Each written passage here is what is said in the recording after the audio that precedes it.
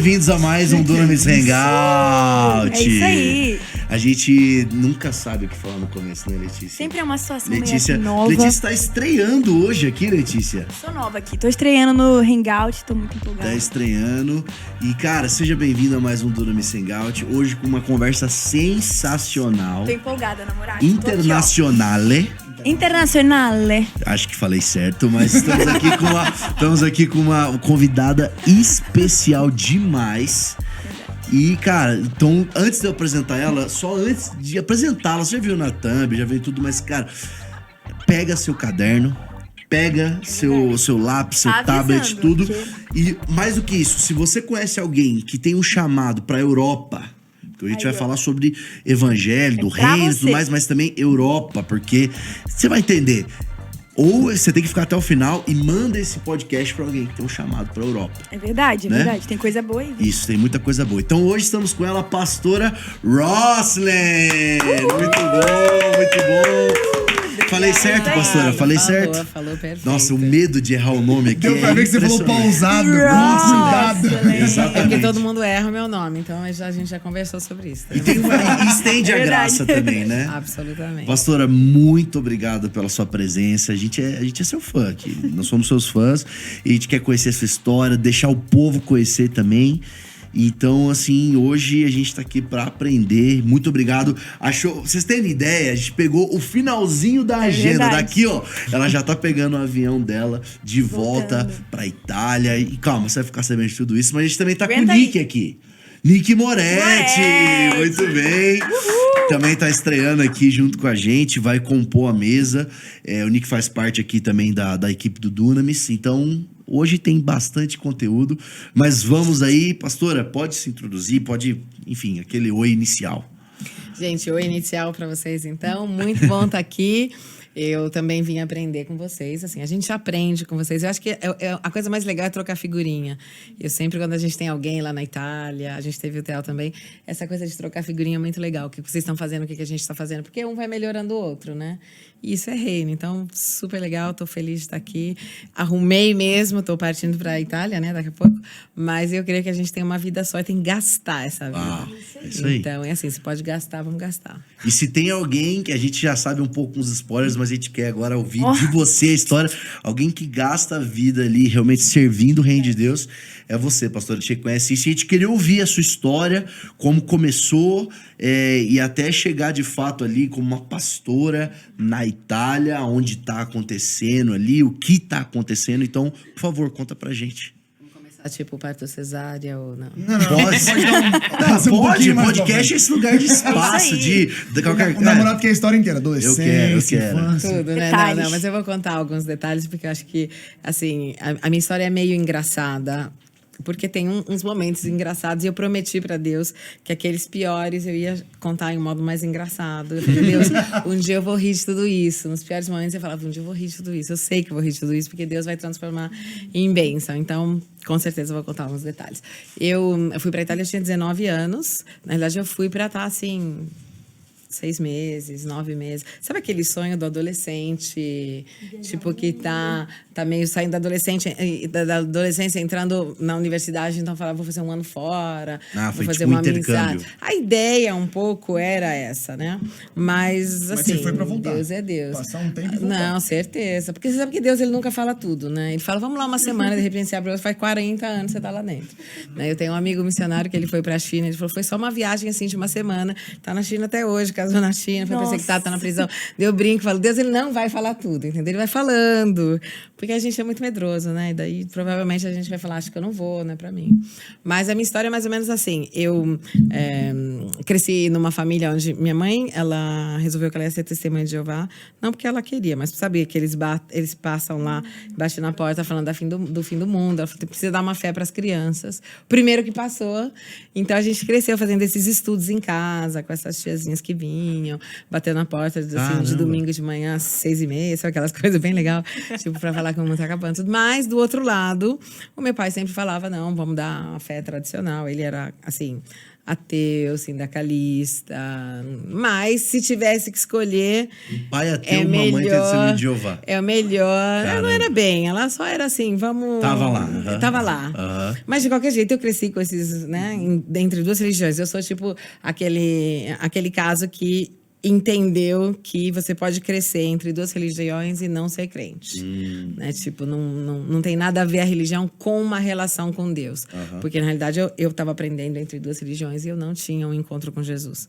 Então, eu gosto muito de falar disso, porque muitas vezes as pessoas acham que só porque elas crescem numa religião, elas são, né? Não é porque Isso, você cresceu, não é porque você está dentro de uma garagem que você é um carro, né? Então, tipo, é isso, é bem Toma essa primeira aí já. né? E aí, eu comecei, assim, tava nessas duas coisas, tinha 13 anos, e a galera, assim, da escola começaram a me convidar para ir nesse grupo de jovens e tal. E eles estavam, assim, era um grupo da Igreja Católica Carismático, tem uma vigília de oração e tal. E eu fui porque eu gostava de um loirinho, assim, coisa de né? Ela é sincera, gente, ela é sincera. Porque, assim, 13 anos, você vai por quê? Porque você gostava de um loirinho. Por que você vai mudar de religião? Não, porque você gostava de um loirinho. Você sabe que tem gente que muda de Deus tudo, usa né? tudo. Deus usa tudo. Eu até Inclusive os brinco, loirinhos. e eu falo sempre, eu falo, olha, pra Moisés, Deus queimou uma árvore. Pra mim, ele botou um loirinho. Porque se ele queimasse uma árvore com 13 anos, não ia acontecer nada, entendeu? Deixa que sabe que legal. adolescente deixa queimar, né? Deixa quieto. Não vai nem levantar da cadeira que ele tá de boa, né?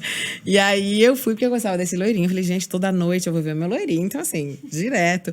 Menti pra minha mãe que ia dormir na casa de uma amiga. Não era crente ainda, 13 anos. E aí fui ver o meu loirinho e fiquei, assim, impressionada, porque o que chamou a minha atenção foi alguns meninos, né, da minha classe. Ele tinha escrito na escola inteira, Lilian, eu te amo. Então, pra mim, ele era, assim, o bulo, o cara, né, do momento.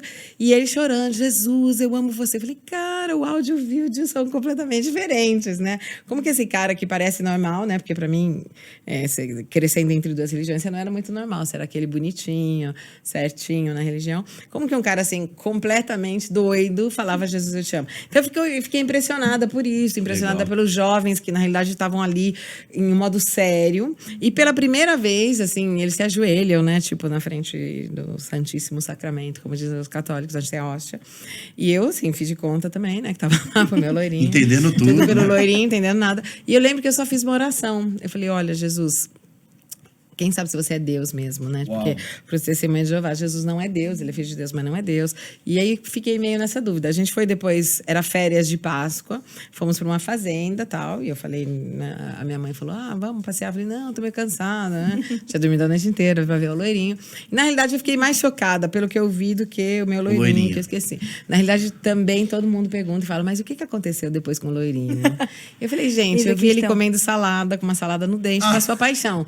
Porque adolescente assim, como vem, vai também, né? Daí fogo nada, de palha. acabou. Ai, gente, só passou cuidado, naquele né? momento. Então, Cuidado, fica no loirinho cuidado. agora, foca no amado da sua alma. É isso aí, vamos sair do loirinho. E aí eu fui para essa fazenda e comecei a falar pela primeira vez. Eu falei com Jesus. Eu falei, Jesus, é o seguinte, eu tenho só 13 anos. Aqui cada um diz o seu, né? Buda, Maomé, Jeová, você é Deus, você não é Deus. Eu falei assim, eu tô meio confusa. E eu tava sentindo uma coisa estranha. E como eu tinha esses ensinos do Testemunho de Jeová, eu falei, gente, eu fui na Babilônia, mãe das prostituições, que era assim que eles chamavam a Igreja Católica. Pequei, Jeová deve estar muito bravo comigo. Do outro lado, eu falava, cara, mas o que eu vi era muito legal. Que eu vi as pessoas, assim, amando a Deus em um modo. Então, eu estava bem confusa. Eu falei, sei lá, deve ser uma crise de adolescência, que as minhas amiguinhas sempre falavam, crise de adolescência.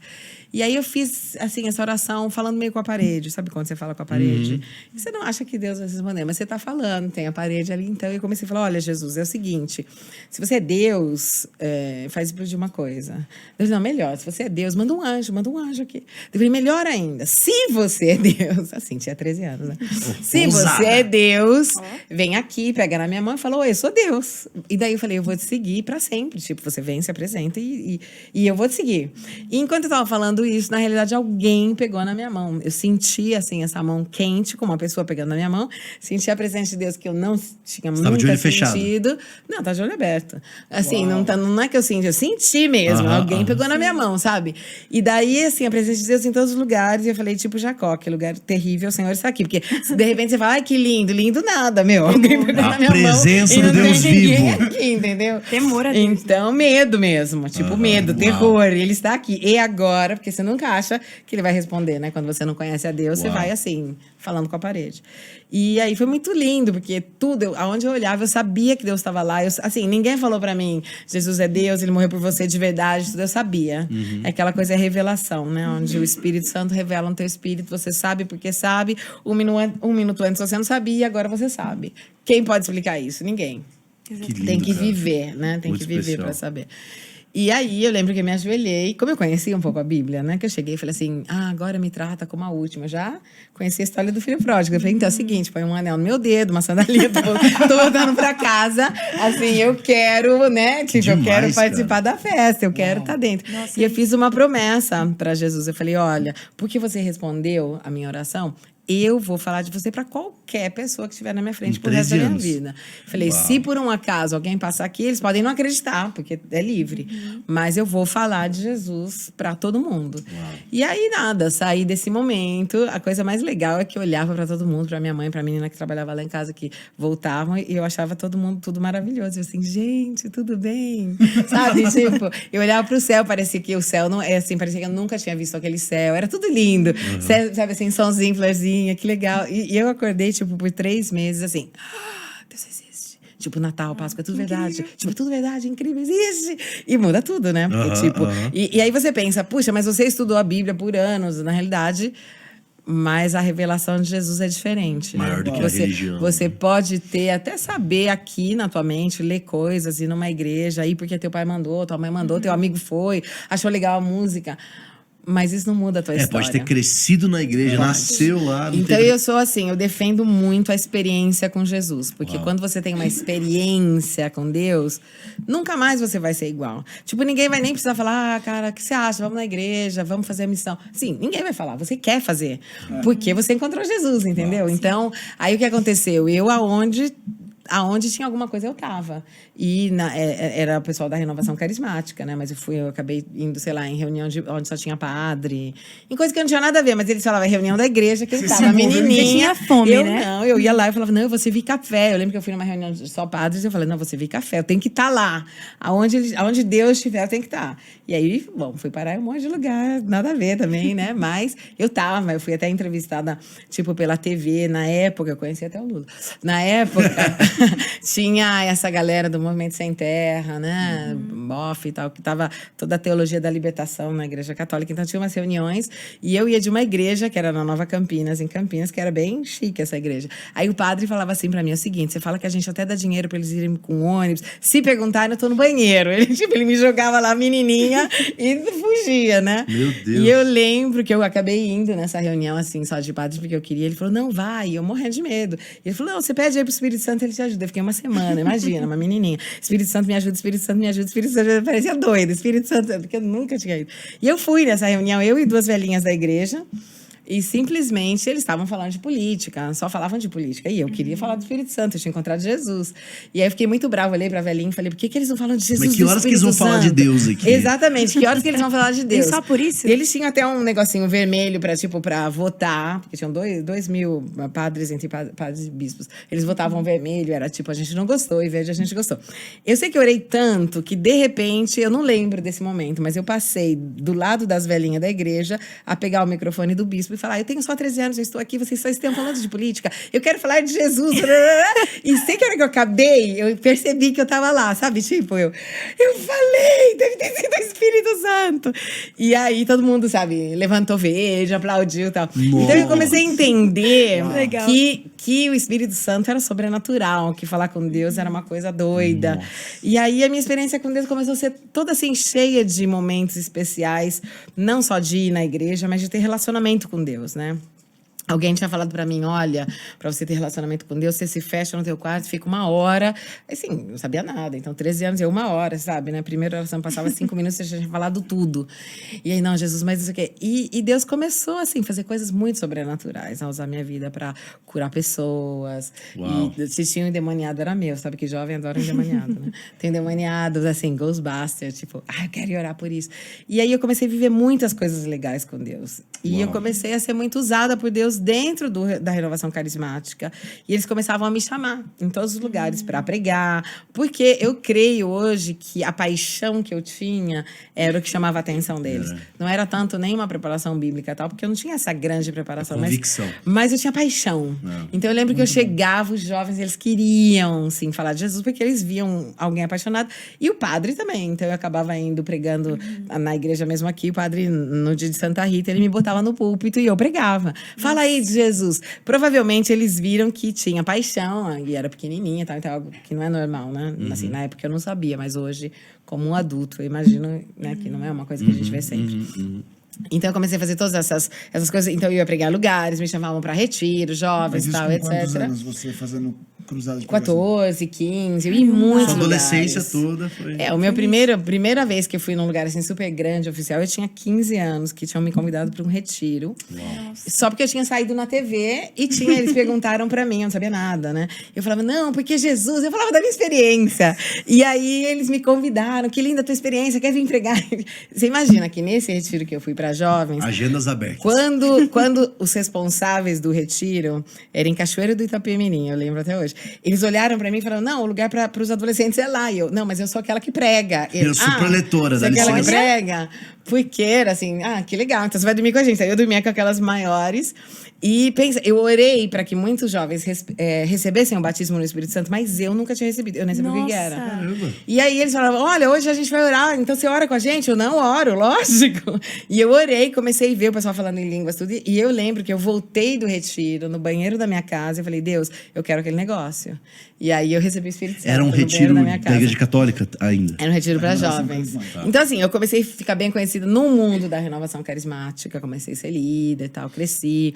Eles até tinham me convidado para vir no Morumbi uma vez a pregar, sabe que eles fazem esse grande evento da renovação, tudo. Eu já morava na Itália, e daí, então, eu era bem conhecida. E aí, quando eu tinha 19 anos, eu vou dormir na casa de uma amiga, e a irmã dela tinha acordado antes. Sempre a gente ia orar para o endemoniado no dia seguinte, né? A gente gostava de endemoniado.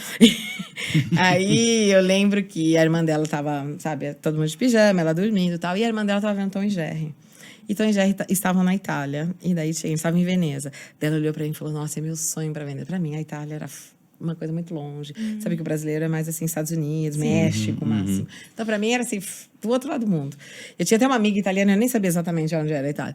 Né? A idade não ajudava. E aí... Quando você tem 19 anos, você vai falar, vamos pra China, vamos pro Japão, vamos de missão? O que você vai falar? Lógico, vocês sabem, né?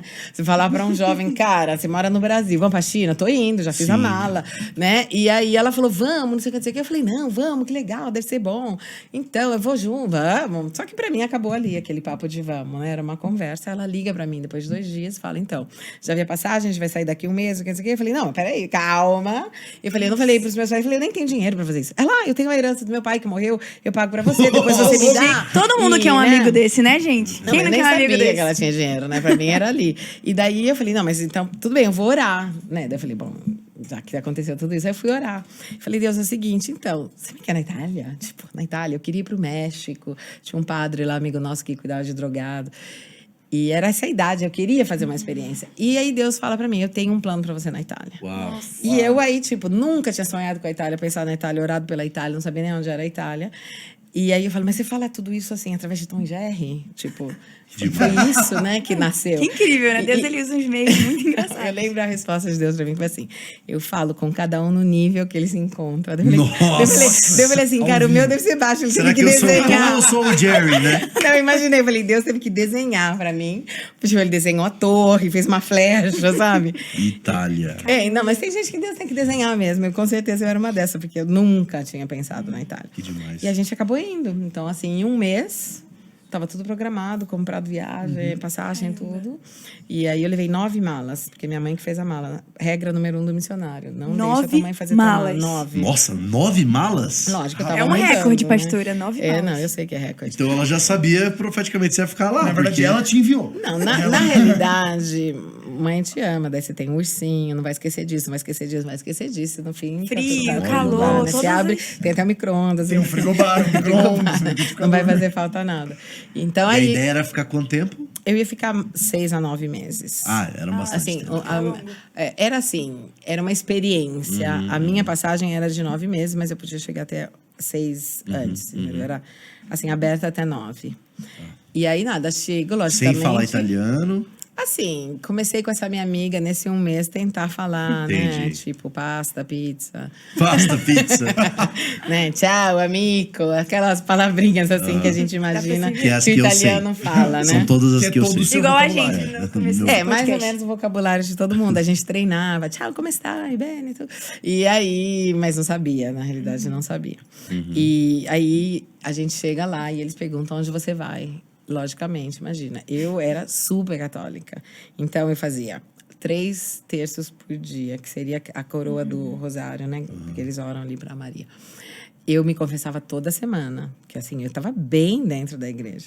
Não faltava retiro, nada. Então, confissão toda semana. Missa todo dia.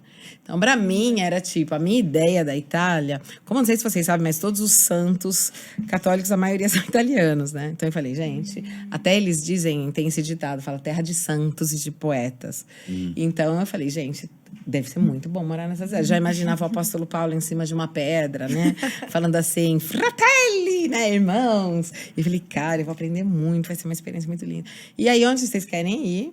A gente falou assim, bom, no Vaticano, né? Onde você vai? Deixa a gente ir lá um pouquinho, depois a gente vai para um hotel da juventude que a gente estava tal. A gente chegou 10h30 da noite e deixaram a gente lá e simplesmente nós fomos roubadas. Então, assim...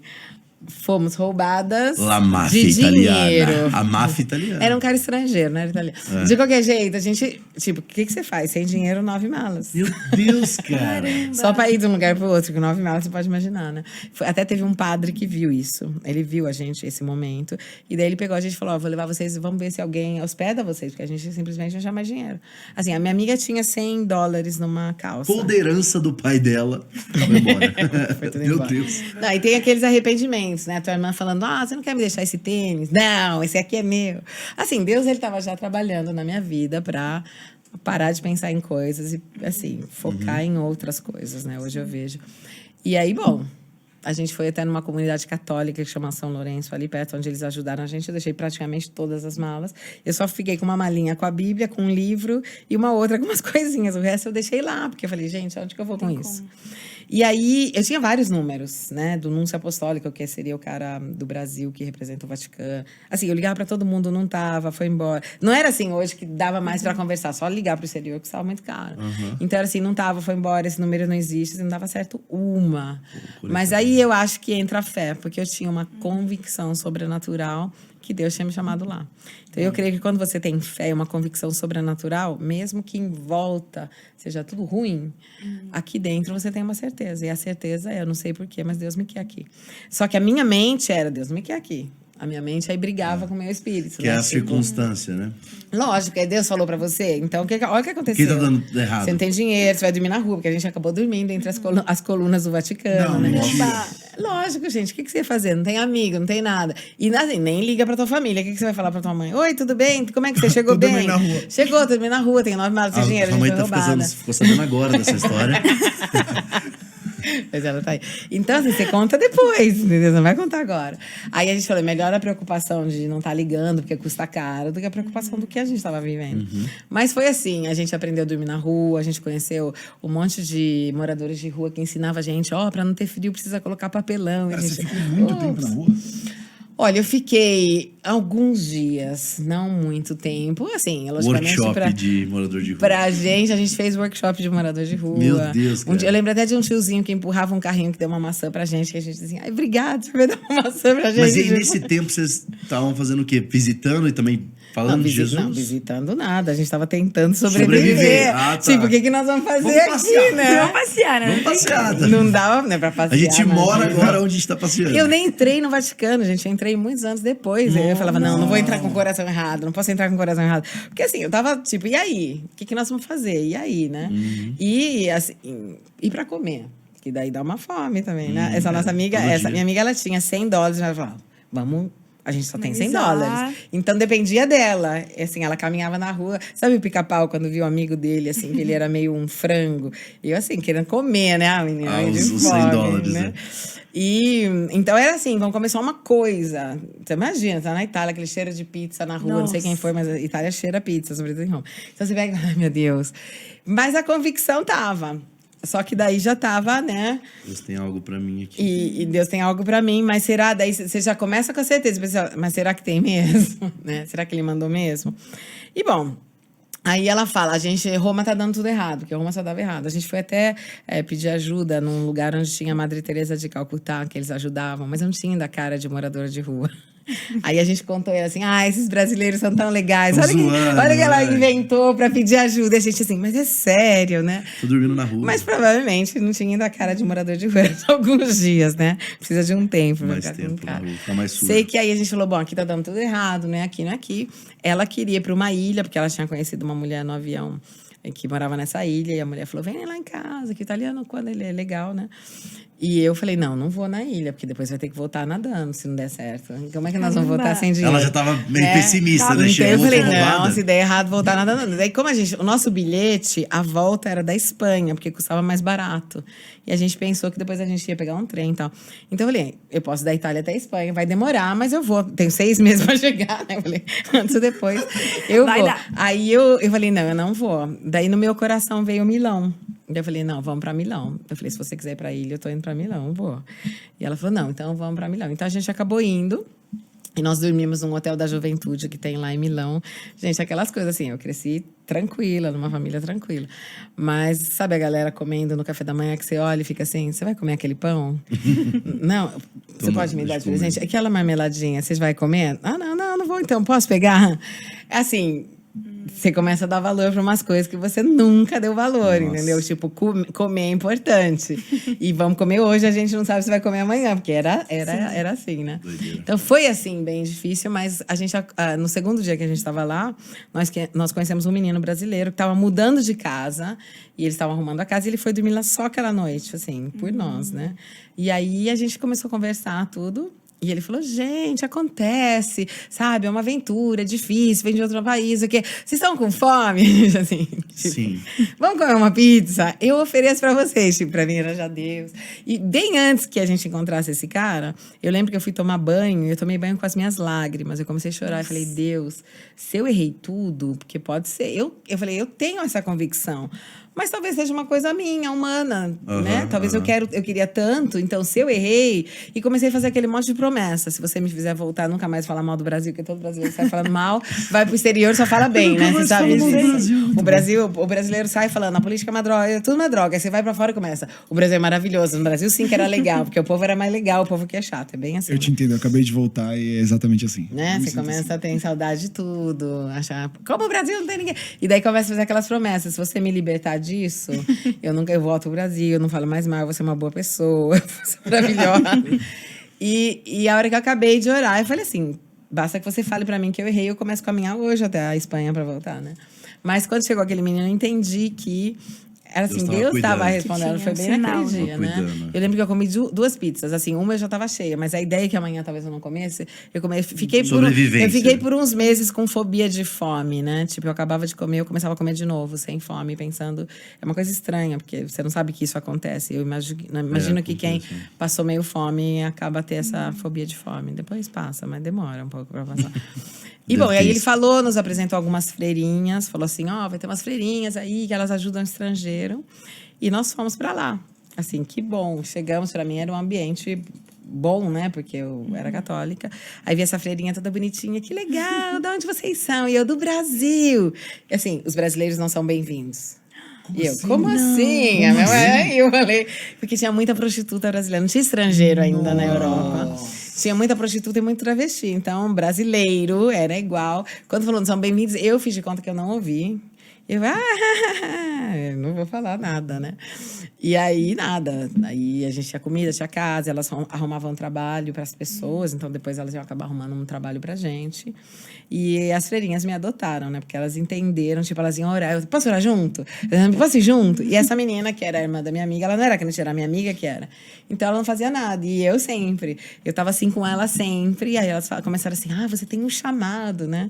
Que quando você ama Jesus pra uma freira ou pra um padre, você tem chamado. Acabou, tem que ser freira ou padre. E aí elas começaram a facilitar a minha vida. Então todo mundo trabalhava, todo mundo arrumava. E essa madre superiora ficava assim comigo. Tipo, não, a gente vem aqui.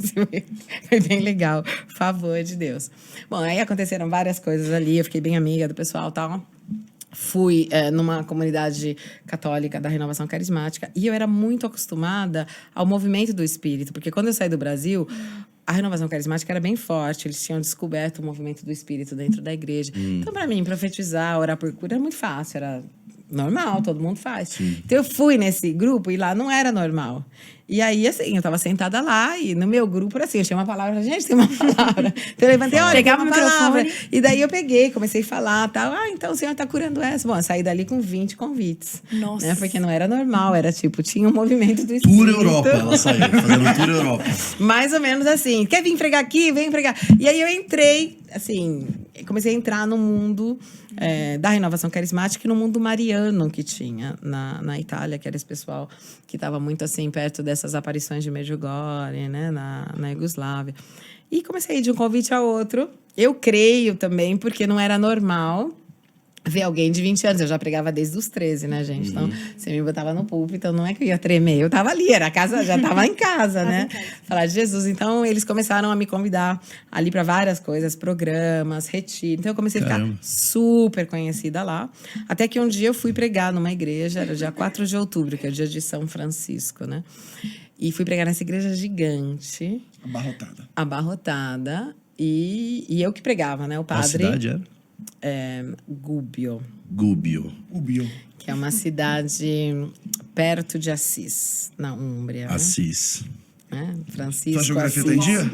Ele aqui, ó. Francisco de Assis. Vamos lá, continua. É no centro Igreja da Itália. lotada. É no centro-sul da Itália. Aham.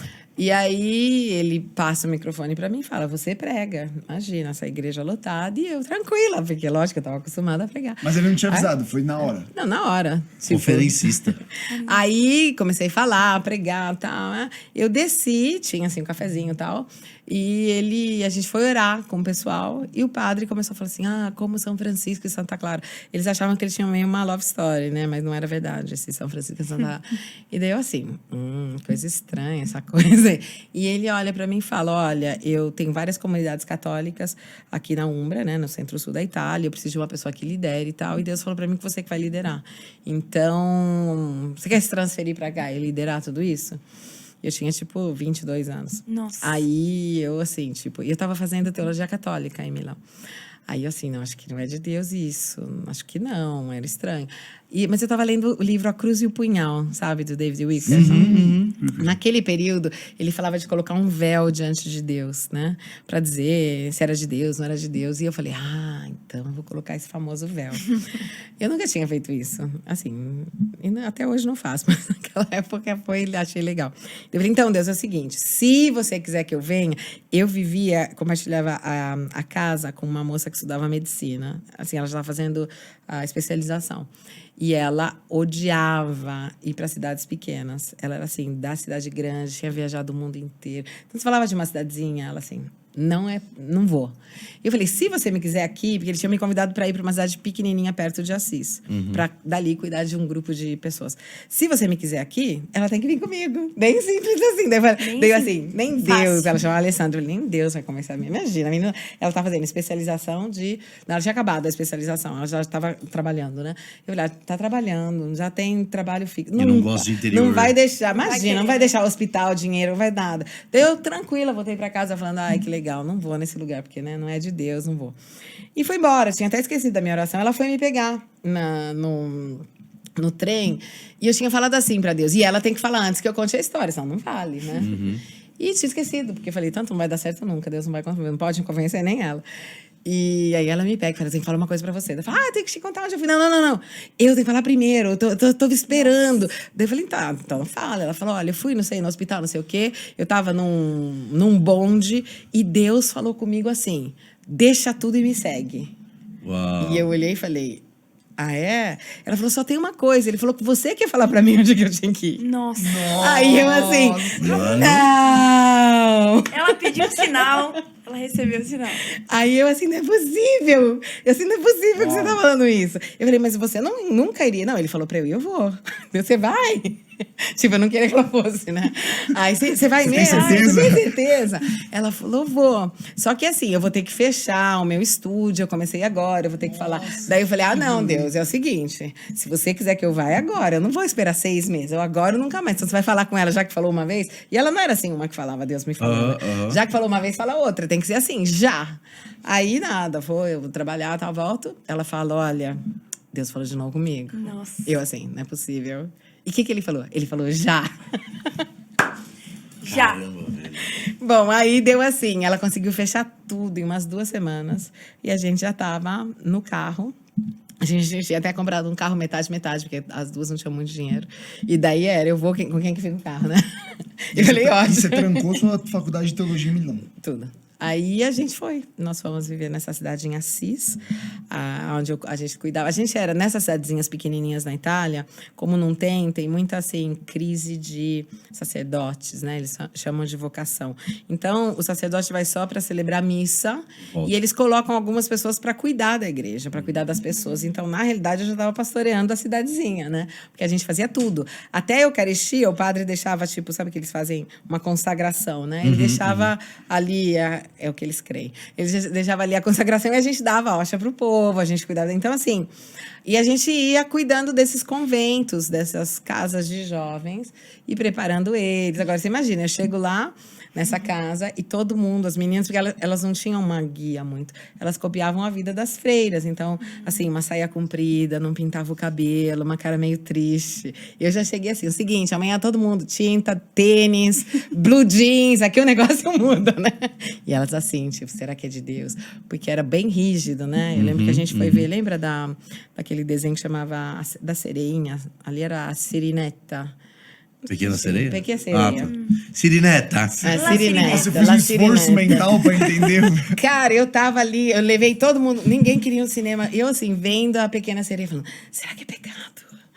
Porque para elas era tudo pecado, né? Tudo pecado. Então Deus me levou lá e ele tinha me dado uma palavra em Jeremias falando, você não tá aqui para construir, mas para destruir. Eu não tinha entendido bem. Nossa. Mas eu comecei a descobrir que esse padre, ele chamava vários jovens e falava assim, deixa tudo e vem seguir a Deus. E ele abandonava eles nessas casas. Nossa. Eles deixavam casa, faculdade e tudo e ficavam ali sem nem saber que tipo de vida iam viver. Então eu comecei a levar isso daí para um outro sacerdote. Foi meio uma revolução. Mas o que aconteceu ali foi muito legal, porque eu comecei Foi meio que a sua ler primeira muito a Bíblia. experiência pastoral, assim, né? Foi. Você pregava bastante, mas ali é mais ministério. Ali era mais ministério, mas assim, até meio profético, né? De destruir o que não é de Deus para levantar o que é. E ali eu comecei a ler muito a Bíblia, porque eu tinha muito tempo, como eu nunca tinha lido. E ali a minha cabeça virou, né, gente? Porque a Bíblia... Foi meio Lutero, assim. Eu sempre falo, não dê a Bíblia para ninguém que você não quer que mude de vida, porque você começa a ler...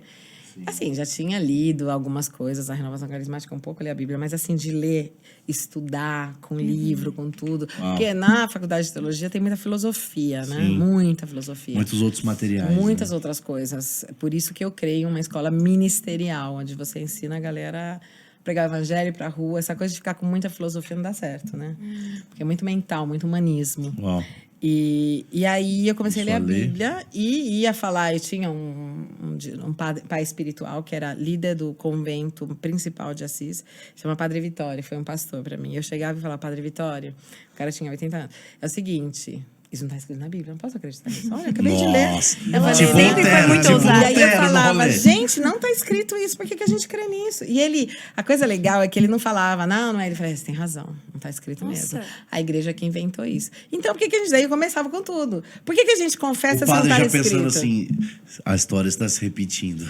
Não, esse padre, ele foi pro convento quando ele tinha 11 anos, né? Porque sabe que as famílias pobres acabavam mandando. E assim, ele tinha uma experiência com Deus. E ele sabia que tudo tinha muita coisa que não era certa, né? E aí, uma vez eu fiz até Ficava sempre uma vez eu fiz até um questionando ele. retiro para os sacerdotes. Ele pediu para eu pregar para todos os sacerdotes novícios que estavam lá. E eu falei que não precisava ser padre ou freira para ser santo, que a santidade era algo do coração, que uma mãe com vários filhos tinha que ser santa como um pai. E ele levantou e falou: não é assim, porque é diferente, quem é padre. E eu falei: não, mas isso é o que diz a Bíblia. E aí, de noite, assim, era de noite, porque era 5 da manhã, de manhã cedo, ele bateu no meu quarto e veio me pedir perdão. Ele falou assim: eu não consegui dormir, você tem razão, isso não está escrito na Bíblia. Uau. Então você via que era uma pessoa, né? E chegou um dia que já tinha passado um tempo, a gente já trabalhava lá E bastante. sempre questionando essas coisas com ele. Eu sempre sentava com ele e questionava. E às vezes passa uma galera meio doida, né? No mundo evangélico, no mundo católico. Tinha umas moças que moravam nas montanhas, que de repente ele estava falando alguma coisa, elas assim, caíam no espírito, não falavam com ele. Ele olhava pra mim e eu assim, cara. E aí a gente ficou bem amigo. E um dia eu falei pra ele, olha, se o senhor quiser por obediência, eu fico aqui por você, pelos votos que eu tenho, mas eu não acredito nisso. Tem muita coisa errada. E eu falava pra ele, vamos ali pedir pro Papa abrir a janelinha e falar, gente, a gente errou tudo, vamos começar tudo de novo. Existe o perdão. E ele ria, né? Ele falava, você tem só 20 anos, a gente entende. Você é muito jovem, não dá pra desconstruir uma instituição desse tamanho, não é bem assim. Não importa, né? Tipo, jovem, revolucionário. E um dia ele falou pra mim, eu fui falar com ele, depois de comecei a fazer teologia lá e o bispo tinha falado, se você não acredita no que você está fazendo, não faça, você tem que fazer por fé. E eu falei, essa sou eu não estou acreditando mais. Aí eu fui falar com ele e ele falou, eu não quero ter isso na minha consciência, se Deus falar para você diferente, não siga a mim, segue a Deus. Uau. Isso foi muito legal, né? Porque E aí daí foi meio que ali que você começou, então, a... fui embora naquele dia, que eu sou assim, né? Deus falou, Quanto não tempo espera. durou isso? Desde você começar a ter esses confrontos até essa decisão? Então, mais ou menos 1 ano e um pouquinho. Mas você tinha a convicção, então eu tô me tornando protestante ou não?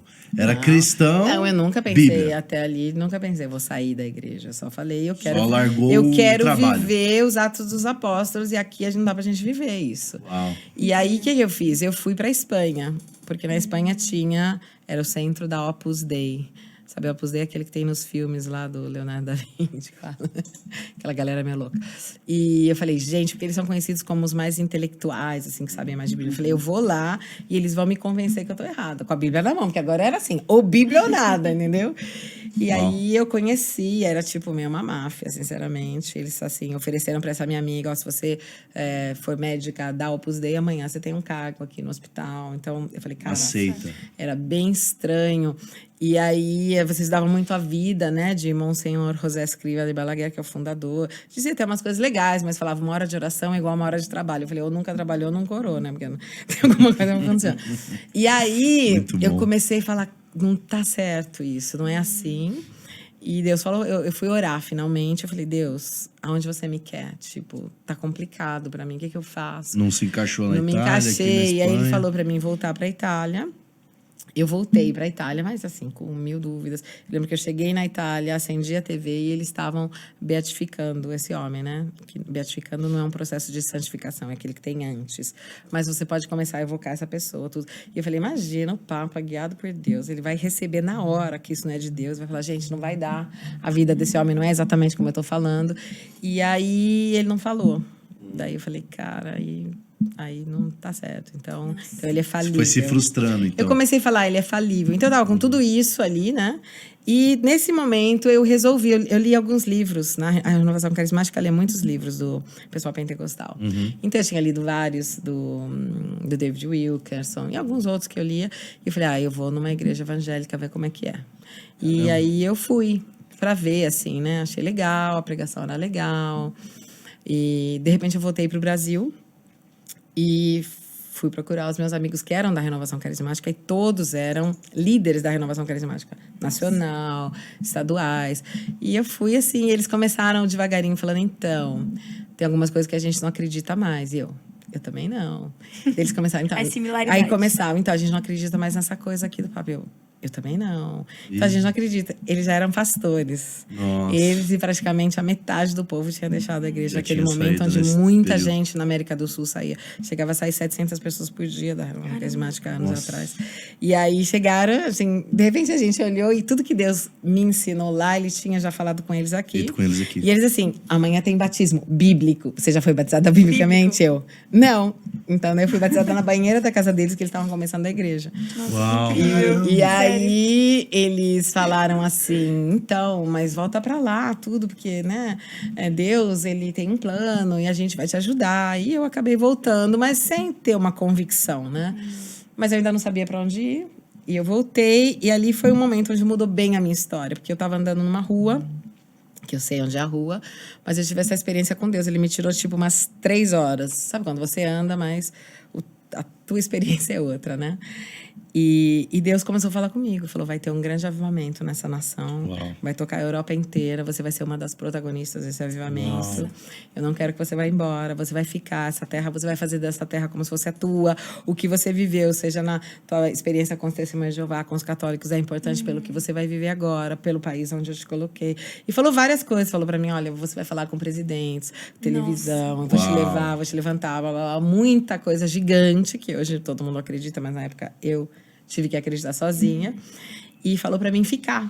Então, eu falei, uau. Quando eu cheguei em casa, esse pessoal, meu amigo da Renovação, eles me ligavam separadamente e falavam, Deus falou pra gente que o que ele falou pra você é pra agora, não é pra depois. Porque você imagina que a É promessa de confirmando a Deus... mensagem. Às vezes, assim, Deus me deu uma promessa que eu vou fazer isso. Você imagina, tudo bem, daqui uns 20 anos, quando eu crescer, eu sou jovem e tal.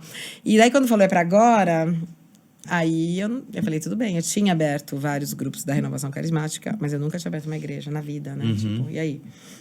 Eu tinha ido nessa igreja onde o pastor era finlandês. Mais ou menos eu via a ordem do culto, mas não estava assim pronta para isso. Conhecia já bem a Bíblia, mas e aí, o que você faz, né? E Deus falou para mim, é para agora. E eu falei, então tá. Eu tinha evangelizado um menino algumas semanas antes, na piscina. Eu fiz natação muitos anos atrás. Ele estava chorando, a esposa dele tinha deixado ele, eu evangelizei ele. E uma menina me sentiu, uma menina americana, me ouviu fazer um estudo bíblico. Falou, você pode ser tipo uma mãe espiritual, me ensinar mais da Bíblia? Eu falei, posso. E eles estavam nessa igreja comigo, porque eu tinha levado eles ali, né? Vocês três. E aí, quando Deus falou isso comigo, eu compartilhei com eles. E eles falaram, não, a gente tá junto, vamos lá. E aí, a gente foi dormir na casa desse nosso amigo, que ele tinha uma casa, né? A gente não tinha. E a gente acordou um domingo de manhã de pijama. Eu peguei a Bíblia e falei, então, gente, nós vamos mudar o mundo, mas não vamos fazer isso sozinhos. E eles assim, legal. E todo mundo de pijama, né? Porque era um domingo de manhã de pijama, a nossa igreja começou de pijama. E aí, quando tem alguns aniversários legais, tipo 20 anos, 25 e tal, todas as nossas igrejas vão de pijama para celebrar que Deus é o Deus do pijama. Muito É muito bom, legal. velho. Não, a galera leva Doutrina. ursinho, é muito Doutrina. leva Eu ursinho. amei, eu vai, amei, vai. eu amei. E a gente faz a gente chama pijama gospel, né? É tipo aquele domingo do pijama, e come junto. demais. Pra lembrar Deus, Então a ele igreja assim, começou com 3 pessoas num domingo de manhã de pijama. Exatamente. Assim Pastora, eu tenho começa. uma dúvida. Então, você foi pra Itália com 19, com essa amiga, na proposta de passar lá os meses. E com essa experiência, você mudou de ideia e não voltou com ela pro Brasil. Ela voltou depois de um mês. Ela só me levou lá, me deixou e foi embora. Só serviu pra te levar. Nossa, era isso.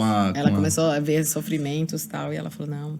Na realidade, eu acabei ficando, o primeiro momento que eu fiquei, porque eu fiquei bem amiga dessa freira, né? Aí, eu vi ela sempre triste. Ela chorava. E eu perguntei pra ela, eu falei, mas por que você chora? Eu vi você triste. Ela acordava com o olho meio assim, né? De uma pessoa que tá meio em depressão.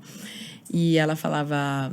você... Porque, assim, eles falavam que eu falava com Deus sempre. Que eu falava, Jesus falou isso. E eles não estão acostumados. Daí, você não fala com Deus? Pergunta pra ele. Eu falei, posso? Porque, sabe, Deus não vai revelar algo da tua intimidade. Pode perguntar, vai lá. E aí, eu fui à missa e falei, Deus... Ela falou que você pode falar comigo. O que ela tem? E Deus falou assim pra mim. O problema dela é o padre. Só que ele falou em italiano e Deus não falava comigo em italiano. Nossa. Padre, pra mim, o problema dela é o pai. Não, padre, ele falou padre. É o contrário. Ele não falava comigo em italiano, mas ele falou padre. Pra gente em português, padre é um padre, não é um pai. E aí eu falei, o padre? Pensei, será que o pai dela morreu? E Deus falou assim pra mim, ela está apaixonada por um padre. E quando ele falou isso, eu lembrei de uma foto de um missionário da Nova Papua, que ela falava sempre desse missionário. Ah, ele faz isso. E ela falava sempre, ele é muito parecido com você. Assim, Deus fala com ele, aquele louco. Né? Aquele louco bom. E... Aí me veio tudo. Eu falei, ela tá apaixonada pelo missionário. E assim, pouca ética, né? Entrei na casa e falei assim, na frente de todas as freiras, ninguém sabia. Só uma. Você está apaixonada pelo padre, pelo missionário, aquele estava pavo. Deus falou pra mim. Imagina a cara da freira. Não, a cara dela foi assim. Fofoca. Vamos comigo lá pro quarto. E aí eu fui, ela começou a chorar, abriu o coração. Então, quando essa moça resolveu ir embora, eu falei, não, vou ficar mais um pouquinho, porque eu vou ajudar ela a sair dessa depressão. Eu senti que Deus estava me colocando porque ele revelou pra mim, né? E aí, na realidade, depois eu ajudei bastante. Então, daí eu comecei nos grupos, tal, foi esse o Pastora, motivo. eu tenho uma pergunta que acho que a gente queria ouvir de você, assim, toda a sua história aí, sabe que tem um depois, mas como você pode falar a importância, porque acho que de tudo que você falava, sempre tinha uma coisa igual, que era, Deus falou comigo, eu ouvi Deus falando isso. O que você pode falar para a galera que está assistindo, para o jovem, a relação e a importância de ouvir a Deus em todo esse processo? Pro chamado, pra missão. A fé, para mim, é uma relação. Jesus não veio pregar uma religião. Ele não veio, ele veio pregar uma relação com ele.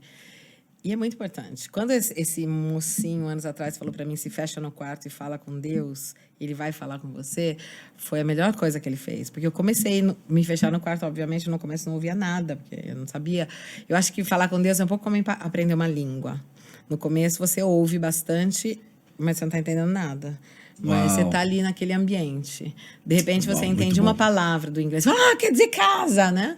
Daí você entende uma segunda, uma terceira. E, de repente, tipo, hoje, pra mim, o italiano, algumas outras línguas, de repente, o povo fala e você nem lembra que você tá falando uma outra língua, porque é natural. Uau. E, então, eu acho que desenvolver um relacionamento com Deus, um Deus que fala, é bem diferente de só... Porque eu vejo algumas orações, por exemplo... Deus, eu quero falar com você, Deus, porque você é Deus, né? O pai, o Senhor, Senhor. Assim, você vê que não tem intimidade nisso. A gente não fala assim com ninguém, né? Nem com pai, nem com amigo. Ou, às vezes, eu decreto que meu filho vai ficar curado. E, assim, você já perguntou para Deus, o que eu faço com meu filho? Antes de decretar, né? Escutar a voz de Deus e emanar um decreto depois, né? Então, Senhor, tipo, essa pessoa tem que se converter. Assim, eu não sei como é que eu vou chegar... Qual é o problema dessa pessoa? Eu lembro que uma vez uma nossa amiga, ela gostava muito da gente. Todo mundo era convertido, mas ela falava, eu não consigo me converter. Sabe? Tipo, e aí, assim, Deus, em vez de decretar, ela vai converter, orar pela conversão, Senhor, por que ela não se converte, né? Fala aí comigo. E esse relacionamento é a parte mais legal, né? Eu sempre tenho uma frase que é muito minha, que eu falo, o melhor de Deus é Deus.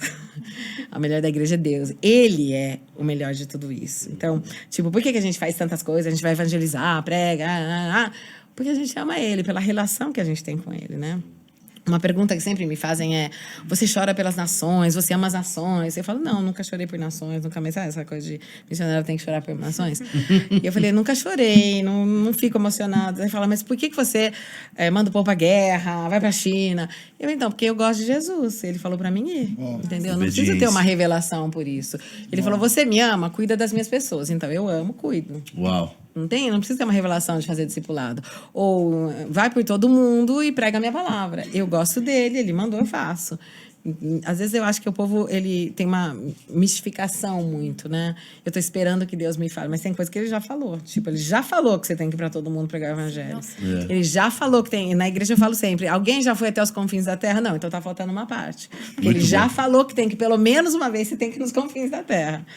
E às vezes fica tão focado, né, no chamado individual que esquece esse chamado geral, essa obrigação geral. Eu acho que às vezes até essa coisa de ficar é o meu sonho, é o meu chamado, fica complicado. Sim. Porque, tipo, morto não sonha, né? Então, Jesus falou que a gente morreu com ele. Então, você sabe, o meu sonho é o sonho dele. Não tem mais o meu sonho.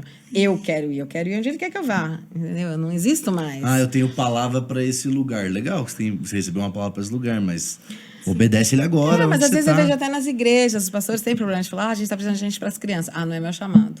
Cara, quando a primeira igreja evangélica que eu fui, eles falaram, a gente precisa de alguém nas crianças. certeza, eu não sou assim que morro para o Ministério de Crianças, mas eu cuidei de crianças. Falei, precisa, eu tô.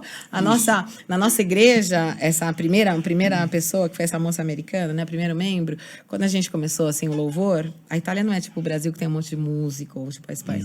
E eu assim, nossa, a gente precisa de uma bateria. Ela falou, pastor, amanhã eu vou me inscrever na escola de bateria. Nossa. A hora que chegar um baterista legal, ele entra, mas eu vou fechar esse buraco, porque Deus tá Demais. precisando de mim. E chegou, daí tava faltando um baixista. Ela quer que eu entre na escola de baixo? E eu comecei a rir, porque eu falei, É gente, isso.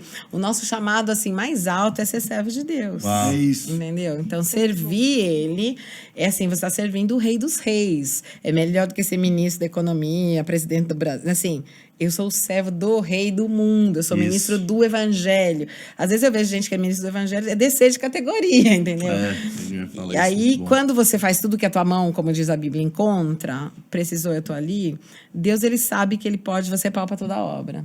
E aí é óbvio que os mandamentos de Deus não são gravosos, né? Diz em 1 João. Ele nunca vai pedir para você fazer para a vida inteira uma coisa que você não gosta. Ele vai colocar paixão. Mas, enquanto você não tá no lugar onde você sabe que é o de Deus para você, sabe, o centríssimo, vai fazendo o que precisar, né, gente? Serviço é Muito bom, serviço. Muito bom. E uma coisa que a pastora falou que me chamou muita atenção, né? É que a nossa geração, ela se apaixonou muito pelo chamado. Talvez a gente saiu de um lugar onde a gente não sabia muito bem quem a gente era. E aí a gente entrou num lugar que, caramba, eu tenho um chamado. E aí a gente pode cair nesse erro de romantizar o meu chamado e esquecer que a nossa história é parte da história de Deus. A história é dele, né? E é nosso privilégio cumprir isso, né? Então, o nosso povo é treinado a ser muito missionário. E já teve algum pessoal do Brasil, até de outras nações, que daí chega e assim, o pessoal é missionário. Precisa... Chegou o caminhão, vai menina, vai todo mundo, tirar o caminhão, todo mundo é missionário. Eu mesmo sou lá, tiro do caminhão também. E aí eu vejo, sabe? Ah, não, mas eu não tô aqui, eu tô meio de férias, assim, para conhecer meu chamado. Aí eles já olham para mim falando, ih, não deu, Complicado, hein? entendeu? Querendo passear. Porque, né? Mas, dá pastora, certo. vamos falar um pouco de Europa. Evangelho, Europa. A gente conhece alguns jargões aqui, né? A grande maioria das pessoas já deve ouvir como, tipo, a Europa tá fria. Não sei o quê. A Europa pós-cristã. Eu queria ouvir falar de você que tá lá já há muitos anos, tem uma influência lá, tem uma leitura local, né? Porque a sua igreja é uma igreja para italianos, né? Eu sei que tem em outros lugares, mas para italianos, não é brasileiro, mas italianos falam em italiano, prega italiano. Então a gente queria realmente pegar um pouco esse panorama de o evangelho na Europa, a sua leitura, o avivamento, enfim. Para vocês, vou só concluir a história que a gente abriu a nossa igreja, hoje nós somos a igreja mais influente da nossa nação e nós temos 92 igrejas. Plantadas a maioria na Itália e em outras nações. O nome da igreja é Sabaoth. Sabaoth. Que é Sim. o Senhor dos Exércitos, né? Yahvé Uau. Sabaoth. Porque Deus, o que Ele colocou no nosso coração tem já várias igrejas, não vai abrir uma outra igreja, vai abrir um exército de missionários. Uau. Então, a nossa visão é muito eu já, quando olho, eu não vejo membro, eu vejo ministros. Todo mundo vai servir. Uau. E eu creio que a Europa hoje precisa muito disso. Então, a Europa, o problema dela não é, mesmo que eu falei, né, da diferença católica, o problema não é católico. Quando você já encontra o católico, você abraça ele, cara, você crê, ai, que bom, alguém crê em alguma coisa. O problema da Europa hoje é o humanismo. Tipo, Deus não existe, você é o centro de tudo, tudo é em volta de você, qualquer coisa que acontece é psicológico, até dentro da igreja mesmo, católica, tudo. Tem gente que não acredita mais nem em manifestação demoníaca, é tudo psicológico, psiquiátrico, convulsão, sabe assim? Então, eles têm humanizado muito, até criancinhas, você pega no Natal, você fala, não, Deus não existe essa coisa de fé. Tá uma festinha. Porque os pais, né, eles já... Então, o problema da Europa é o humanismo. E é humanizar tudo e tirar a fé do jogo mesmo, né? Não tem fé. Tem, assim, a igreja na Itália, a igreja católica é muito influente pelos princípios. Graças a Deus, por exemplo, tem essa coisa de gênero, aborto e tal. A igreja católica... ela é bem influente, né? Eles têm muita voz. Imagina que todos os jornais da Itália têm um vaticanista, que é o cara do Vaticano que decide se a notícia entra ou não. Então, eles têm participação em todos. Legal? Isso é legislação? É assim. É cultura. Acabou, Tá, é cultura. Sempre teve um vaticanista, porque você está no mundo da Itália e o Vaticano está na Itália, né? Sim, Mesmo entendi. que a cidade do Vaticano não seja a Itália, né? E aí, o que você encontra? Você encontra hoje na Europa igreja que virou supermercado. Por exemplo, na Itália você vai encontrar em Verona uma igreja que hoje é restaurante, uma outra que virou supermercado. Você vai para a Escócia e virou museu, virou pub, né? Tipo, já foi igreja. Você vai e tem, assim, tinha uma igreja de cada lado. Você vai em Roma, você fala, nossa, uma aqui, todas gigantes, 1.000 pessoas. Quer dizer, teve uma necessidade, como hoje, por exemplo, no Brasil, você acaba vendo várias igrejas, teve uma necessidade de vários templos e hoje estão todos vazios. Então, isso tem que ensinar o Brasil que não é que a gente é melhor do que. O que aconteceu? Antes, a igreja perdeu o foco. O foco é pregar o evangelho. Quando a igreja para de pregar o evangelho, a igreja morre. Então, ela passa de ser um movimento a ser um monumento. Uau. E isso destrói completamente a fé, porque a fé é movimento. Se você vê toda a história, se pegar de Abraão, Mesopotâmia, Abraão está se movendo. Você vê o filho dele está se movendo. Você vê o livro de Reis, o povo de Deus, Moisés, está todo mundo se movendo. Aí você fala, por que Deus mandou o cara voltar para a terra dele? Ele chega na terra dele, tem um monte de gente, ele não pode morar lá, ele fica morando em vários lugares. Porque o Deus de Israel começou a ser conhecido. Ele não falava, vai evangelizar, mas eles iam montando acampamento, aconteciam milagres, e o povo sabia, o Deus de Abraão, é o Deus de Abraão. Então, esse movimento levou o povo, na época, a conhecer o Deus de Abraão. E a mesma coisa aconteceu com Moisés. Você via eles ganhando as guerras, todos os povos tinham medo do Deus de Moisés. Então, eles começavam a saber. Depois você vai ver todo o Novo Testamento, Jesus em movimento. Você vê os apóstolos, Paulo, primeira, segunda, terceira viagem. Então, o evangelho sempre foi em movimento. Nunca teve essa coisa de contar número. Você não vai ver em nenhum lugar. A parte da primeira igreja, que fala da primeira conversão, né? Dos 3.000 convertidos, tal, sem contar mulheres e crianças. Então, uns 10.000. Não fica falando, então, a igreja agora tinha do Novo Testamento. Você vai ver Paulo falando, eu fui pregar em Roma, e nós éramos 15, 20, 50. O foco era pregar e pregar onde ninguém tinha pregado ainda, deixar alguém. As igrejas começavam com um grupinho, gente. Você vai ler ali quantas pessoas tinham na igreja de Roma, né? Você fala, a igreja de Roma, era um grupinho de pessoas. Deixava o pessoal ali, Paulo continuava mandando carta, né? Que era tipo um discipulado.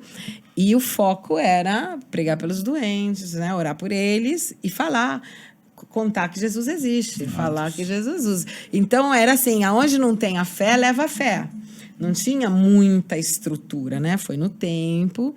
Não estou falando mal da estrutura, porque, por exemplo, a única planta que Jesus compara à igreja é a videira. A videira é uma das poucas plantas no mundo que precisa de estrutura, senão ela morre. Uau. Então, se deixar a videira crescer sozinha, ela cresce, morre. Ela precisa ou de uma coisa de madeira horizontal ou vertical. Então, Jesus deixou claro que a igreja precisa de estrutura, mas você não pode ser escravo da estrutura. Muito bom. Né? Então, às vezes, hoje o povo... Dá uma pregação. Revelação isso aí. aqui, Deve ó. ter pregação disso. É muito bom, pastora, muito legal. Demais. Pastora, esses dias eu hospedei uma menina que ela é brasileira, só que ela foi, os pais também brasileiros, eles foram morar na Itália. E aí ela praticamente cresceu na Itália, né? Ela veio fazer uma escola aqui e ficou na nossa casa. E aí eu tava, aproveitei, né? Porque eu também tenho chamado específico pra Europa. E fui estudando dela. E aí, como é lá, como é o contexto? Você cresceu, você estuda lá. E ela compartilhou que no momento ela tá estudando. E lá tem até mais um ano de escola do que aqui no Brasil. E ela falou, Lê, é muito difícil, porque exatamente isso que a pastora compartilhou. O humanismo tá tão enraizado na cultura que se eu digo que eu sou cristã, automaticamente as pessoas assimilam na cabeça delas que eu sou homofóbica, que eu sou uma série de coisas. E eu me sinto muito reprimida de conseguir compartilhar sobre a minha fé. Ela contou que ela não tem nenhum amigo na escola que é cristão. E a igreja dela é bem pequenininha. Ela falou que foi composta por missionários. Então, não é uma igreja que tem uma cultura italiana forte ali. Então, ela compartilhou essa dificuldade. Então, isso não é fake news. É real que o contexto da Europa é assim. É real. Tem muitas igrejas que estão lá. Tem a americana, só 20 anos com 20 membros. Nossa. Tem igrejas onde, assim, o homem ainda se senta de um lado, a mulher do outro, véu na cabeça. Não é já a maioria, mas tem. Graças a Deus, Deus tem feito algo diferente, né? Mas, por exemplo, uma igreja de 300 pessoas na Itália já é uma mega ótima church. igreja, né? É boa. E tem essa realidade. Muitas igrejas são pequenininhas. Tem 610 cidades onde não tem igrejas evangélicas, então é bastante, né? Muitas pequenas, né? As maiores, por exemplo, a gente tem igreja em todas as maiores. Então, o seu caso é um caso revolucionário, né? A quantidade de revolucionário. pessoas... Nós começamos a plantar igrejas. No começo fomos até um pouco criticados, porque falavam, ela é orgulhosa, ela quer ter igreja em todo lugar. Mas aí foi legal, porque outros começaram a plantar. Então, agora a gente já vê outras pessoas plantando. Pegando esse gancho, pastora, assim, é claro e dá para ver, assim, a senhora é uma apóstola, né?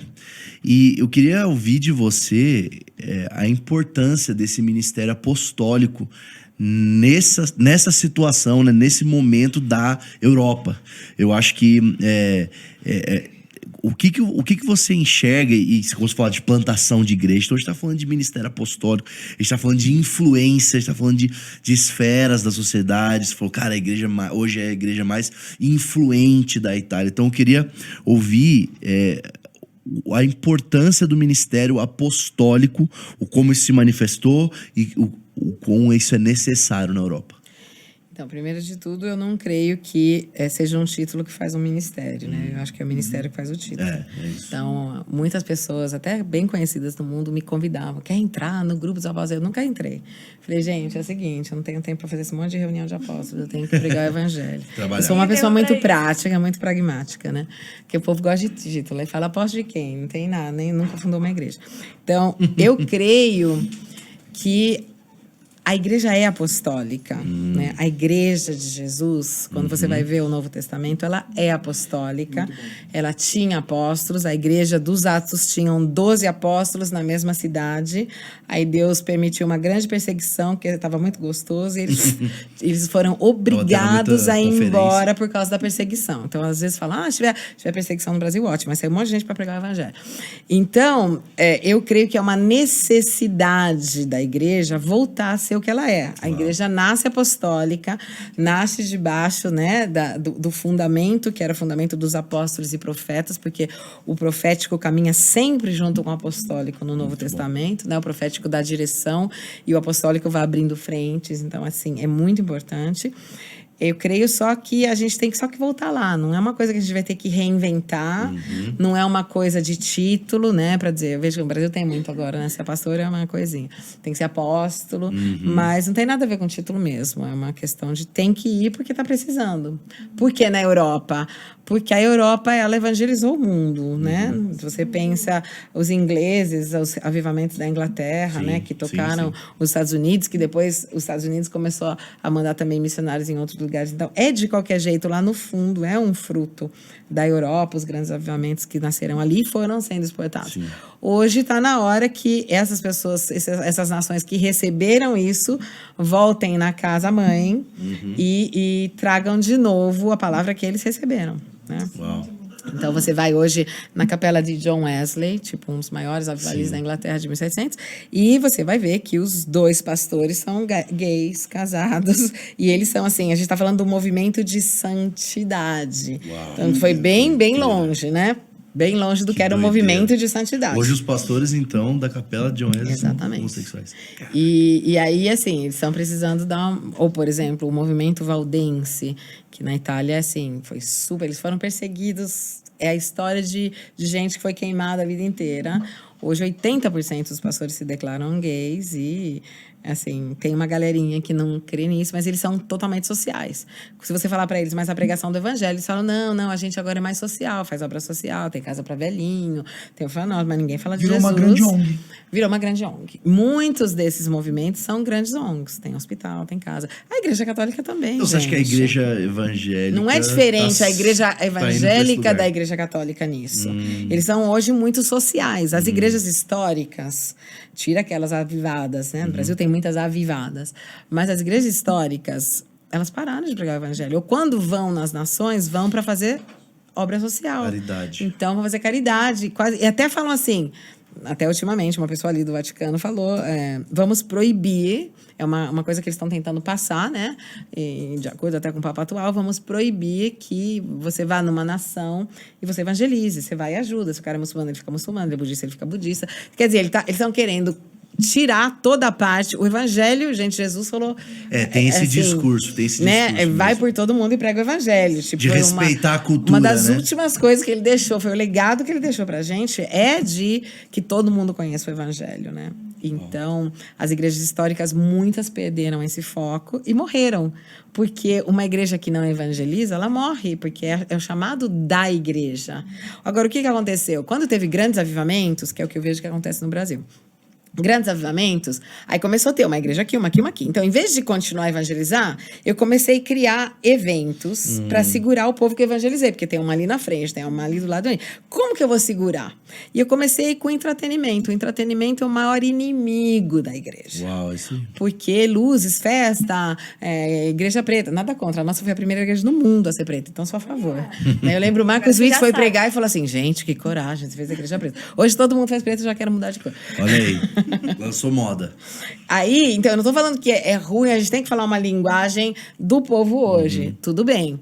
Mas, assim, às vezes eu vejo que o entretenimento está competindo com Deus. É verdade. Né, com unção. Então, a música tem que ser... E eu vou, às vezes... Eu fui aqui no Brasil, eu fiz vários congressos. Em alguns, sinceramente, eu pedi... Tinha sempre o pessoal que estava... Eu falava, para com louvor. Por favor, para. Acende a luz. Não, foi assim... O povo começava a chorar, a ficar curado no silêncio.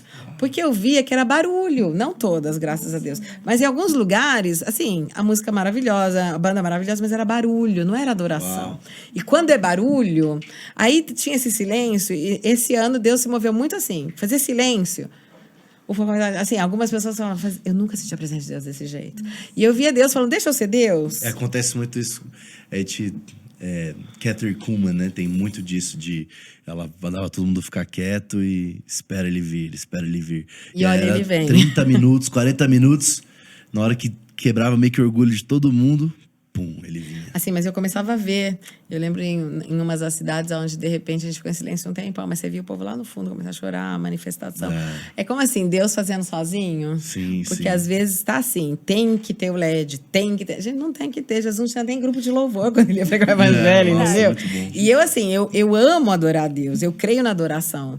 Mas, às vezes, cantar não é adoração, né? Acho que todo mundo já foi em algum lugar falando, quando é que vai acabar essa música? Ah, sim. Em outros lugares, Vira aonde show, né? você tava ali, tipo, tomara que não acabe nunca, porque adoração. através da música você tava também em adoração, né? Muito bom. E tem, logicamente, essa competição. Mas o problema da Europa foi esse. Foi começar a pensar em quem tá dentro e esquecer quem tá fora. Aí começou a morrer. Começou a virar monumento. Hoje tem igrejas...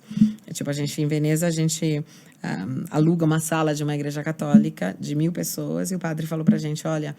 De domingo, a gente tem umas 30 velhinhas, só de domingo. De Aí eu sábado, fico vendo falta as 1.000 pessoas. fotos deles, quando eles começaram, e era cheia de jovens, cheia de garotada. Então, não é uma coisa assim da igreja evangélica. A igreja católica também já, no começo, porque não tinha uma outra igreja, eles começaram pregando o evangelho, vendo curas. Você vê a história até de muitas pessoas hoje chamadas santas por ele, que foram verdadeiramente pessoas de Deus, né? Que amaram a Deus, que amaram pregar o evangelho. Francisco foi um desses. Antônio, né, o de Pádua, era um super evangelista, milagre.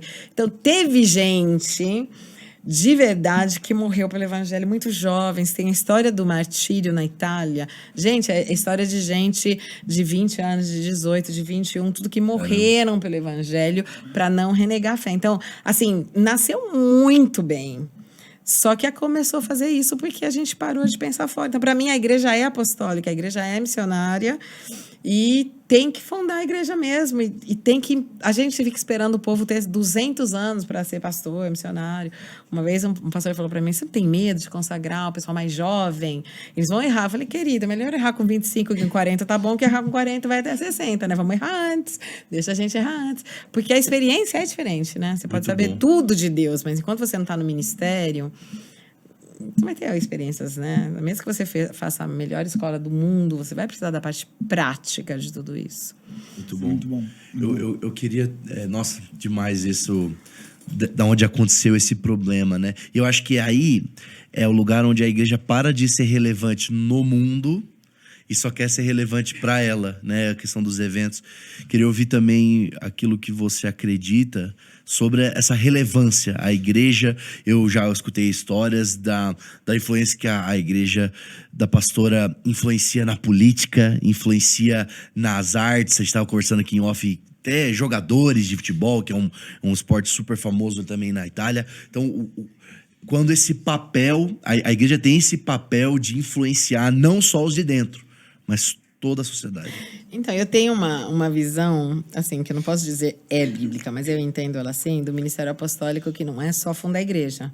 Eu creio que tem algumas pessoas que elas vão abrir frentes em lugares que não são a igreja, mas elas vão levar o evangelho, por exemplo. Eu creio que tem alguns apóstolos no mundo da arte, que é gente que abre, assim, vai em lugares onde nunca ninguém entrou e começa a entrar com o evangelho ali, que pode ser na arte, pode ser no futebol. Então, porque o ministério apostólico não é só eu vou fundar igrejas, mas é levar o evangelho onde também ninguém levou.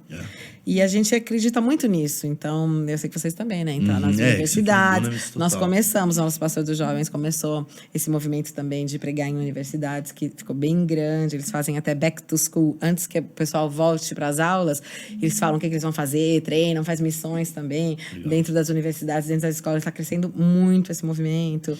Assim, coisas que na Itália, na realidade, nunca viram. A gente fez, por exemplo, uma bem legal, que foi encher as escolas e universidades de papel higiênico com a pregação do evangelho, né? Nossa, caraca, que irado. Ou tipo, falar pro povo, ok, você vai ter que levantar no meio da classe, pregar pra todo mundo, tem que ter coragem. Desafios, assim, coisas bem legais que vocês fazem. Muito legal. Então, a gente começou a entrar em lugares que talvez no Brasil seja mais fácil, porque já tem. Tipo, Escolha Esperar. A gente abriu um movimento que chama Purex pra levar o pessoal... Assim, é como se a gente... Tudo que vocês veem em vários ministérios, a gente procura, como não tem, fazer na mesma igreja. Aí a gente começou a ser uma igreja que tem muitos ministérios diferentes, muita gente fazendo coisa diferente, pra poder levar a nação pra isso. E aí a gente vê que, sobretudo com os jovens aí, o pessoal começa a copiar. Então a gente, tipo, começou a guerra na Ucrânia. A gente foi antes do Estado, nem a Itália tinha ainda, a gente já estava lá. Aí a gente trabalhou bastante, coisa, e daí a gente começa a ver as outras igrejas, então a gente também vai mandar, então a gente também vai fazer. Influenciando mesmo. Influenciando até a vida da igreja. Sim. E nisso tentando entrar também aonde ninguém entra, né? Que pode ser no mundo da arte, por exemplo. Anos atrás se converteu. Eu preguei o evangelho para uma cantora muito famosa, tipo a Bárbara Streisand, dos Estados Unidos, da Itália. Hoje ela já é velhinha, mas era uma mulher que ela sofria de depressão por 40 anos, então todo mundo conhecia. E ela saiu da depressão, eu segui e tal. Daí abriu aquela palavra que Deus tinha falado para mim, sabe? Você vai na televisão, a gente saiu muita TV, muita rádio, muita coisa. Foi se cumprindo. Eu fui pregar uma vez na casa do presidente, que ele era o atual presidente, o evangelho para ele. E daí então eu ficava sabendo de várias coisas. Porque quando Deus fala, ele fala, né, gente? Se é Deus, tudo que ele me prometeu naquele dia sozinha, na realidade ele realizou tudo e muito mais. Uau. E foi muito incrível, porque ele é incrível, né? Você estava falando sobre essa questão até de onde veio o nome da igreja, do Senhor ser o Senhor dos Exércitos, e a gente ter essa mentalidade de guerra. Então, é uma mentalidade individual, onde eu carrego essa função apostólica, e isso se perdeu muito individualmente, principalmente no movimento católico, né? Eu terceirizo tudo para a igreja, e a igreja que resolve o BO, e eu tenho uma certa isenção. E a gente vê essa narrativa crescendo aqui também no Brasil. Como é que você traz isso para dentro do membro? Como é que você acende essa responsabilidade de mentalidade de batalha, de guerra e de combate na pessoa, que ela tem o BO nas costas também? Mostrando que isso é o chamado de todos. O ID, que na realidade eu li algumas definições do grego e eu vi que não é assim id, mas pode ser traduzido como indo. Indo. Né? Que muda tudo, né? Enquanto você está indo, você vai falando. Alguém não tem que mandar. Entanto, a gente já começa a falar para o povo assim, todo mundo. Até, por exemplo, no batismo, na nossa igreja, quem evangeliza, batiza. Porque todo mundo tem que batizar. Então, eu tô lá, o pastor tá lá, mas você que evangelizou ele, você que tá discipulando, você que batiza. Entendeu? Então, essa coisa de eu evangelizo, eu batizo, é para todo mundo. Aí, assim, tem um demoniado. A primeira vez a gente manda alguém te ensinar, a segunda você vai. Não é para mim, não é o pastor da igreja tem que fazer tudo. Então, todos estão fazendo, eles falam, mas o pastor o que faz, né? Assim, todo mundo faz tudo. Eu creio que o ministério pastoral seja um ministério de governo. Então, assim, eu vou governar tudo isso. Eu vou fazer em modo que todo mundo esteja fazendo o seu papel, né? E que tenha grupos que estão nas universidades, nas faculdades, que tenha grupo no social. Então, a ideia é que, quando Paulo fala, né? Ele fala em Efésios e em Coríntios, quando ele usa em uma das passagens a palavra pastor, na outra ele fala dons de governo. E eu creio muito que as igrejas influentes hoje no mundo, elas não têm só o pastor que cuida da ovelhinha, que gosta da ovelhinha, mas elas têm praticamente o pastor que administra, né? As igrejas que... Então, essas igrejas que crescem, o pastor, ele não é a figura principal, assim, ele tá lá, ela tá lá, sei lá. É um gestor. Né? Mas são igrejas que trabalham com times. Todas as igrejas que trabalham com times de pessoas que estão fazendo, são essas igrejas que acabam sendo igrejas bem relevantes. Entendi. Eu tenho a minha primeira lembrança sua foi no Descend, da Noruega. A gente tava lá nesse ano. E eu lembro que naquele momento eu não sabia. Lá geração Essa, assim, Nutella. A frase que ela Só falou pra vocês foi, sentirem, assim, leve. numa arena, 10 mil pessoas, assim, 10 mil europeus. É E isso ela aí. fala assim: vocês não podem ser a geração Nutella. Tem que ser a geração raiz. Isso aí. Só Nesse nessa nível. frase, assim, deu pra medir, assim, que ela Muito bom. Só é uma que em mulher muito italiano, então é posicionada. mais intenso. Nutella! Muito bom. E na hora que eu vi, eu fiquei impressionada, porque você carrega muita autoridade. Em todo o testemunho, acho que vocês perceberam também, você é uma pessoa muito firme naquilo que você acredita, nos seus posicionamentos. E naquela hora que eu te vi ali orando, e parece que veio uma atmosfera de muita autoridade, de convicção no nosso coração naquele momento. E eu senti muito, assim, eu me comissionando a isso. E a primeira coisa que eu pensei foi, peraí, fiz o cálculo. Ela é brasileira e ela tem autoridade na Europa para tudo isso que você tem vivido com Deus.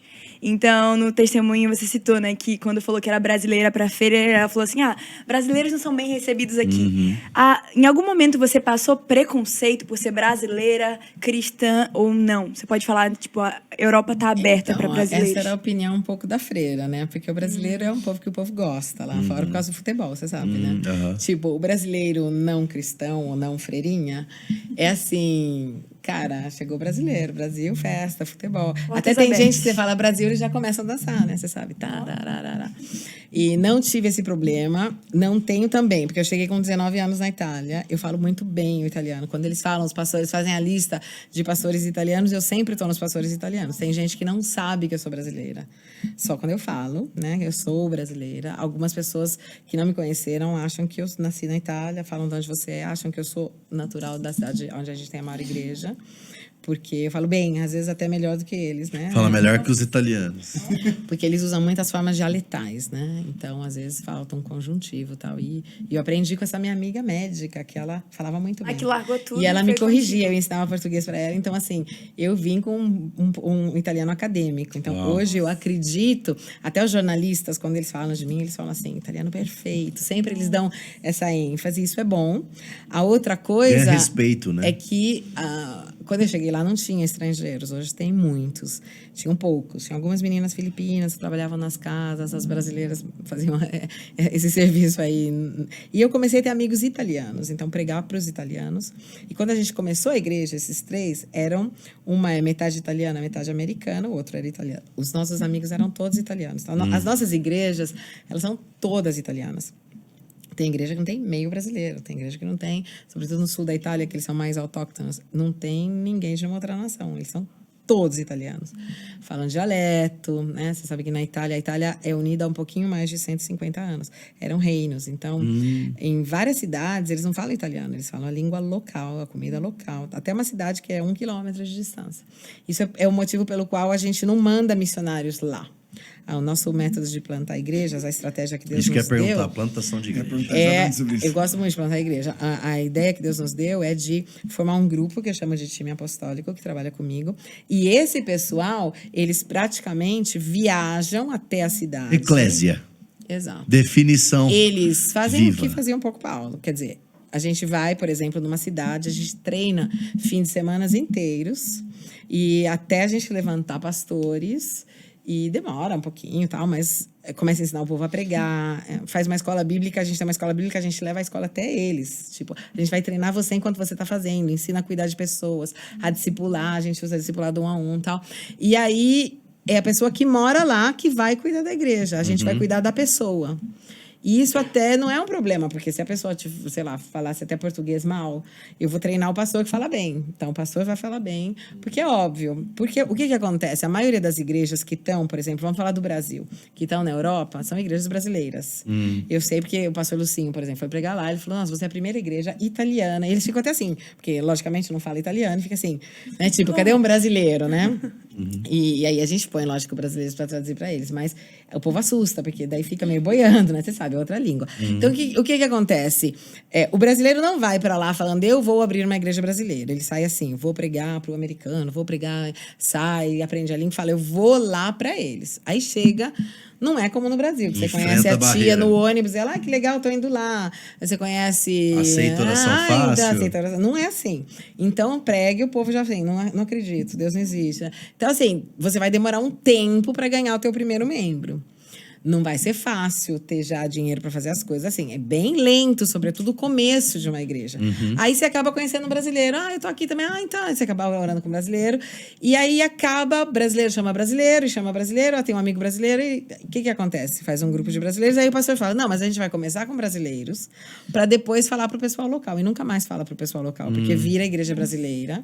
Agora, só aumenta a dificuldade. E só aumenta a dificuldade. Agora, não é que é um problema, é uma outra missão. A missão é, Deus está me mandando aqui para ser babysitter dos brasileiros que vêm para trabalhar, eles querem se sentir no Brasil, querem comer coxinha, querem comer pão de queijo, querem falar português, querem chorar no louvor. Não é uma coisa ruim, mas não é a minha ideia de missão, entendeu? Sim. A não ser que Deus fale, olha, vai lá cuidar dos brasileiros queridos que estão fora do Brasil. É uma missão, não é que não seja.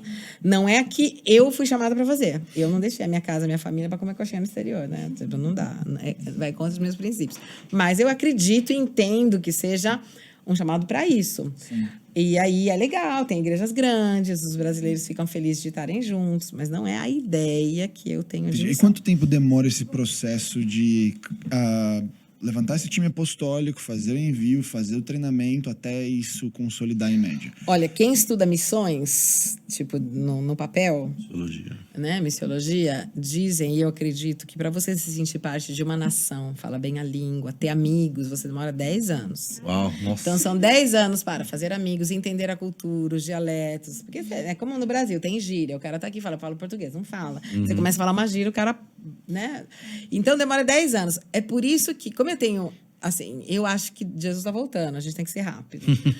Aí eu falo, 10 anos é muito. Eu prefiro pegar uma pessoa que forme uma pessoa que já tem amigos, porque ela já mora lá. Já tem uma casa, porque ela mora lá. Já tem um trabalho, ela mora lá. Então, eu não vou gastar dinheiro para mandar um missionário. Eu vou pagar só o bilhete aéreo dele, que vai formar eles. Sim. Aí, esse povo já tem família, já tem amigos, já tem ciclo de amizade, já fala a língua, já conhece. Então, é mais fácil eu formar eles do que eu mandar uma pessoa... É de dentro para fora. Exato, que se chama missão autóctona, né? Com o pessoal local.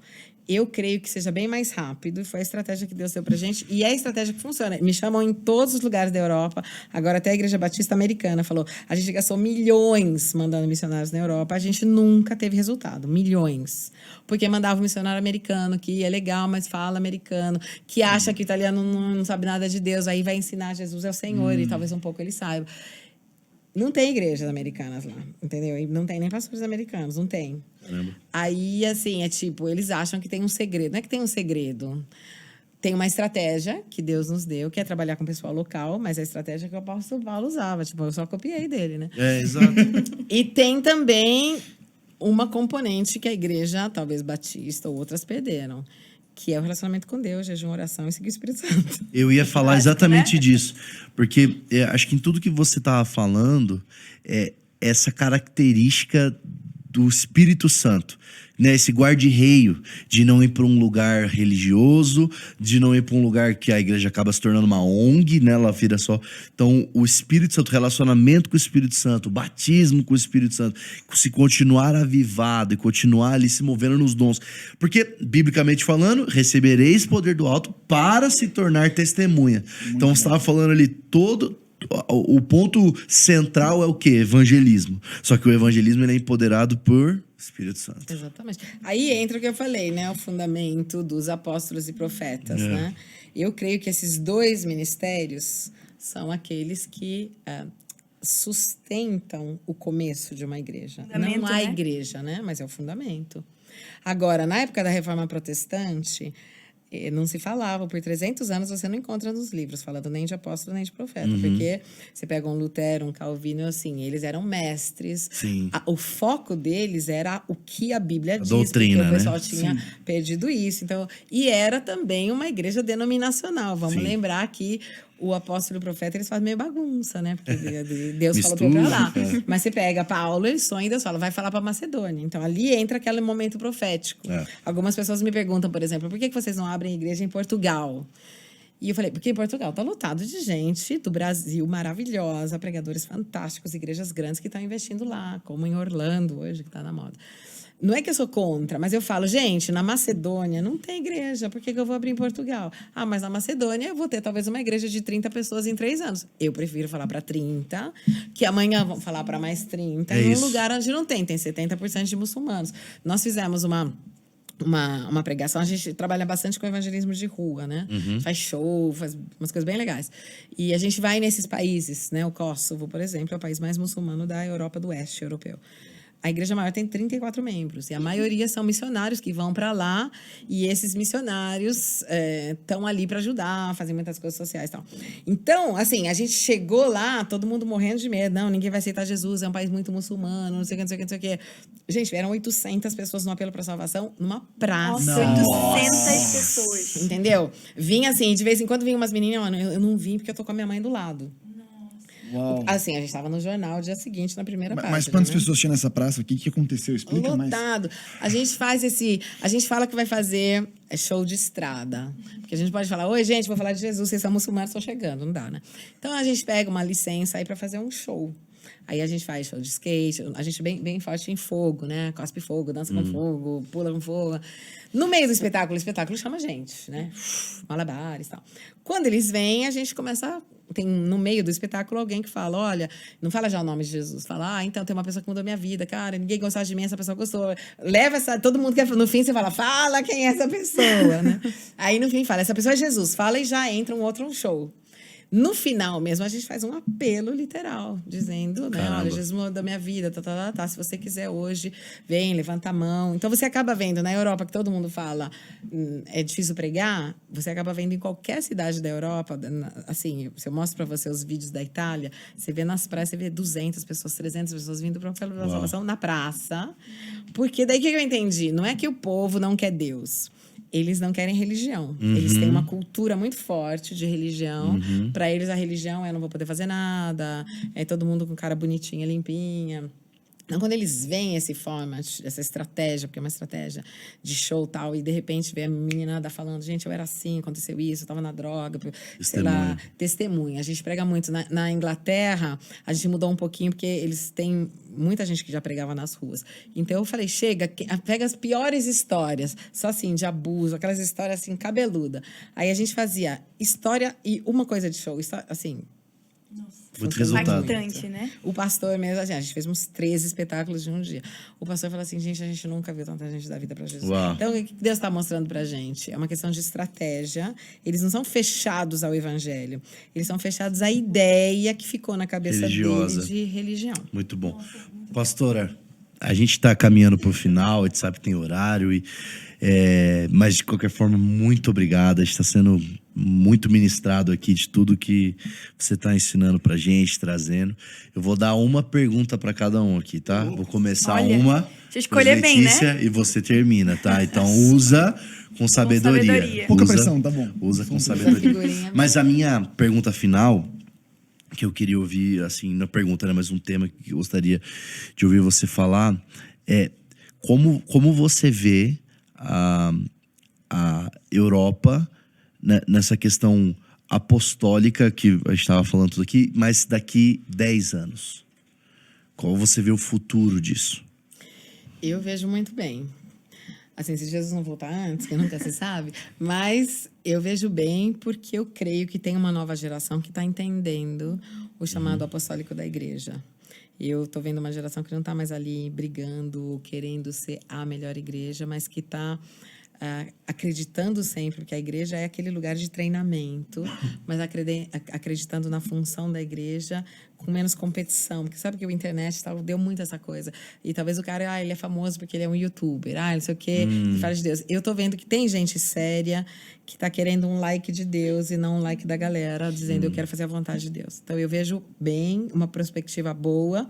Eu creio também no trabalho que a gente está fazendo, e a gente vai continuar fazendo esse trabalho de vamos lá. Eu tô vendo alguns amigos, até pastores do Brasil, dos Estados Unidos, assim, que estão querendo até saber mais, às vezes, né, para falar, a gente não quer E tem uma igreja, eu falei até, eu fui pregar na Batista da Lagoinha, e ele falou, o pastor falou isso, falou, não, a gente quer saber, a gente não quer ir lá para pregar para brasileiro, a gente quer pregar. Então, o pessoal está entendendo que precisa ajudar, mas que precisa ajudar diferente. E eu creio que começou esse movimento de church planting, né? A gente está vendo que antes as igrejas eram grandes igrejas e tal, e elas continuavam ali. De repente, começaram a falar, não, a gente tem muita gente boa. E falando em termos de Brasil, o Brasil tem muita gente boa, gente, mas muita. Assim, o último de uma igreja sabe mais do que muita gente na Europa. E tem paixão, porque o povo brasileiro é apaixonado pelo reino de Deus. Então, assim, eu creio muito. Eu creio que, assim, eu tô vendo que as igrejas estão mandando. Onde eu vou, eles falam, a gente quer abrir, a gente quer fazer, a gente quer mandar, a gente quer investir em missões.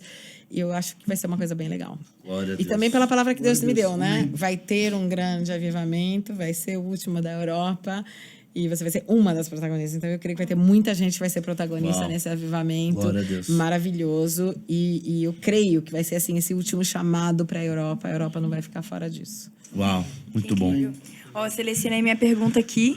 Letícia. Eu escolhi muito bem. Na verdade, escolhi uma pergunta que eu tô perguntando para mim. A pastora citou sobre duas coisas muito importantes pra gente ter na nossa mentalidade quando a gente tem um chamado pra fora do Brasil, por exemplo. E a gente começou aqui o Hangout falando, você aí que conhece um amigo que tem chamado pra Europa e tal, chama ele pra cá e talvez você tá aqui assistindo a gente, você recebe palavras sobre a Europa, algum lugar específico, ou algum outro lugar fora da Europa também. E a pastora citou sobre o fato da gente precisar abraçar uma cultura multicultural, abraçar o multiculturalismo, na verdade, né? Que, tipo, eu tô indo pra fora do Brasil, eu tenho que deixar, talvez, os meus maneirismos do Brasil e abraçar aquela nova cultura. E também uma coisa muito importante que eu aprendi hoje foi sobre ser sempre sensível ao Espírito Santo. Então, ainda que a pastora me dê um conselho agora, eu sei que a gente também deve estar sensível ao que o Espírito Santo vai estar falando. Então, como eu tinha compartilhado, eu tô indo para lá, a gente faz parte do Pocket, das missões estudantis e universitárias, e a gente tá tendo essa expansão para a Europa agora. Que conselho você me daria, sabendo que eu não tenho tanta experiência assim a nível Europa, e para a galera que tá assistindo a gente, que talvez também tenha esse chamado, que você gostaria de receber? Fui para lá sem ter recebido esse conselho. Não passe o primeiro tempo que você tá lá com brasileiros. Aí, ó. Passe o primeiro tempo. Eu tenho 2 igrejas que funcionaram, que eu conheço, uma na Alemanha e uma na Itália, onde esse pastor ele foi para lá, ele ficou 1 ano sem fundar a igreja, sem fazer nada, ele começou a conhecer todas as igrejas da Alemanha, falar com o pessoal da Alemanha, falar bem alemão, fez amizade com os alemães, ele podia trabalhar com os brasileiros, e ele tem hoje uma igreja de alemães, e esse outro pastor, que era da Assembleia de Deus, onde ele foi com a esposa, fez a mesma coisa, aprendeu bem italiano, foi para um lugar e ficou com os italianos, para já entrar, não começar já só com brasileiros, né? Então, assim, vamos entrar diretamente com o pessoal local, ver o que eles pensam, não julgar a cultura deles, porque você acaba falando para um cara, ele ama a nação dele, falando, ai, meu país é mais legal. Tem até o pessoal brinca, né? Fala assim, a gente já sabe, o Brasil é tudo melhor, né? É porque você acaba tendo saudade, então, assim, vê que são culturas diferentes. Eu gosto muito da cultura italiana, mas quando eu cheguei lá, eu achava muito ruim, porque, por exemplo, onde eu moro, no norte da Itália, eles pensam, eles falam. O Brasil, sabe, a gente, para falar, a gente tem meio dedos. Hoje eu gosto muito disso, porque não tem fofoca, né? O povo acha e fala, eu acho isso de você. Assim, já teve gente que falou, olha, pastora, eu tô aqui porque eu acho você muito antipática, e eu queria dizer isso pra você, assim, eu não gosto muito de você, entendeu? E daí, assim, cara, me dá uma chance, vamos tomar um café, daí eu acabei celebrando até o casamento deles, mas ele não veio por ruindade, ele veio porque falou, eu tenho que ser sincero com você. É natural falar. É natural, entendeu? Agora, o brasileiro morre nisso, você pode imaginar. Então, tem que entender a cultura. Eu falaria assim, o conselho é passa um pouco de tempo com o pessoal local antes. Talvez até indo numa igreja e falando, olha, eu não vou ficar nessa igreja, eu sou de uma outra, mas eu queria aprender, né? Pedir para o pessoal, o que vocês acham, como é que é? Ouvir do pessoal local. Essa é uma. E, obviamente, o relacionamento com Deus, assim, é muito simples.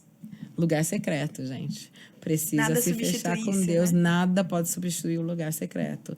Assim, nada. A gente tem que gostar mais do rosto de Deus do que das mãos dele, né? Nossa, muito lugar bom. Secreto sempre. É ali que a gente vai desenvolver esse relacionamento que vai nos ajudar em cada etapa. Nossa, obrigada, parceira, muito bom. Aí, Letícia. Aí, ó, tá anotado Tá aqui pronto. as dicas. Já pega o sapato, já levanta, já tá enviada. Eis-me aqui. Verdade. Pronto. Vai, Nick. Tá, a minha pergunta é mais, eu acho que nosso público é um público de pessoas que estão no Brasil, é um público jovem, em grande maioria agora que estão nessa transição de escola para universidade e mercado de trabalho.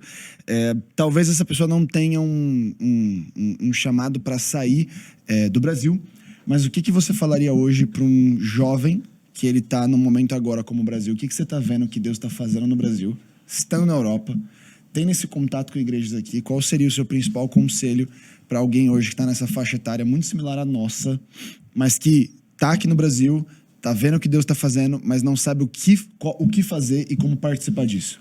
Então, quando eu morava no Brasil, eu não estava ainda em uma outra nação, né? O indo por todo lugar. Eu lembro que eu trabalhei numa escola, assim, eu não tinha nem estudado para trabalhar, mas a diretora da escola pediu para trabalhar. Eu falei Jesus para o primeiro andar, para o segundo andar, para o terceiro andar. Eu preguei para todo mundo. As freiras me mandaram embora da escola porque eu orava muito pelos doentes. Assim, eu comecei a orar por dor de cabeça, assim, todo mundo tinha dor de cabeça, eu fiquei conhecido.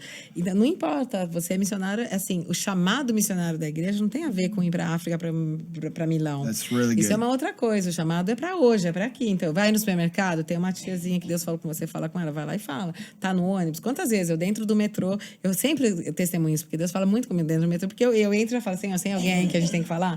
Aí você pega e já vai profetizando. Fala, então, a senhora não sabe, mas Jesus está falando isso, a mulher já sai chorando, abraçando. E eu tô falando assim, de Europa. Então, assim, aonde você estiver. Não tem essa de preciso. O Brasil é lugar missionário também. É verdade que tem mais pessoas que creem, mas o Brasil, por exemplo, hoje, um lugar missionário do Brasil são aqueles desigrejados. O nosso pastor, a gente abriu uma igreja em Vila Velha, ele falou... Olha, lá na Itália a gente trabalhava com morador de rua, tinha que falar, olha, Jesus te ama. Já ouviu falar de Jesus? Ele fala, aqui, cada 10, 9 já foi pastor, líder de igreja. Ele falou, eu tenho que falar do Jesus que eles conhecem. E talvez seja isso, né? Assim, de novo, repescar esse povo que está ali, né? Que seria a dracma perdida dentro da casa, né? Está dentro da casa. Agora, missionário em todo lugar, onde você vai. Tá na universidade? Cara, um terrenão a universidade. E a coisa é ser corajoso, porque eu acho que hoje a gente está muito nessa coisa, o que eles vão pensar de mim? Ou eu vou ter seguidor ou não vou ter. Então, é assim, conselho de Deus para Josué, seja forte e corajoso, não desvie nem à direita nem à esquerda, você vai prosperar. Uau! Muito bom, muito bom. Fica com essa aí, então, jovem. Pastora, muito obrigado. Muito obrigado por esse tempo. Foi demais a história. Nossa, bom demais. Amei. Muito encorajado. Você e siga a pastora. Falar de missões é bom, né? Que aí você vai aprendendo um pouco também de italiano lá no Instagram ó. dela. Siga ela.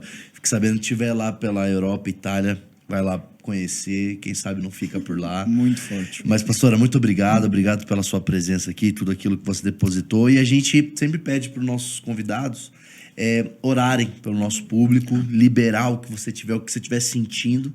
E assim, você escuta muito bem Deus, então eu sei que vai ser algo muito importante para as pessoas que vão estar assistindo esse podcast. Então, fica à vontade e... Amém. Queridos, eu quero orar por vocês, orar por todo mundo que está seguindo a gente. Deus, eu creio que você é o centro de todas as coisas. Tudo que a gente faz é por paixão. A minha oração, e foi a palavra que você me deu quando eu vim para o Brasil, é chamando todos aqueles que já foram apaixonados, todos aqueles que já tiveram uma experiência com o primeiro amor, que hoje vão na igreja, fazem as coisas certas, mas esqueceram da paixão, do relacionamento, do lugar secreto. Eu quero chamar você a voltar à presença de Deus. Eu quero chamar a você a ter de novo experiência com Deus. Eu sinto o coração de Deus dizendo que Ele está com saudade da igreja, saudade do povo dele, saudade de relacionamentos.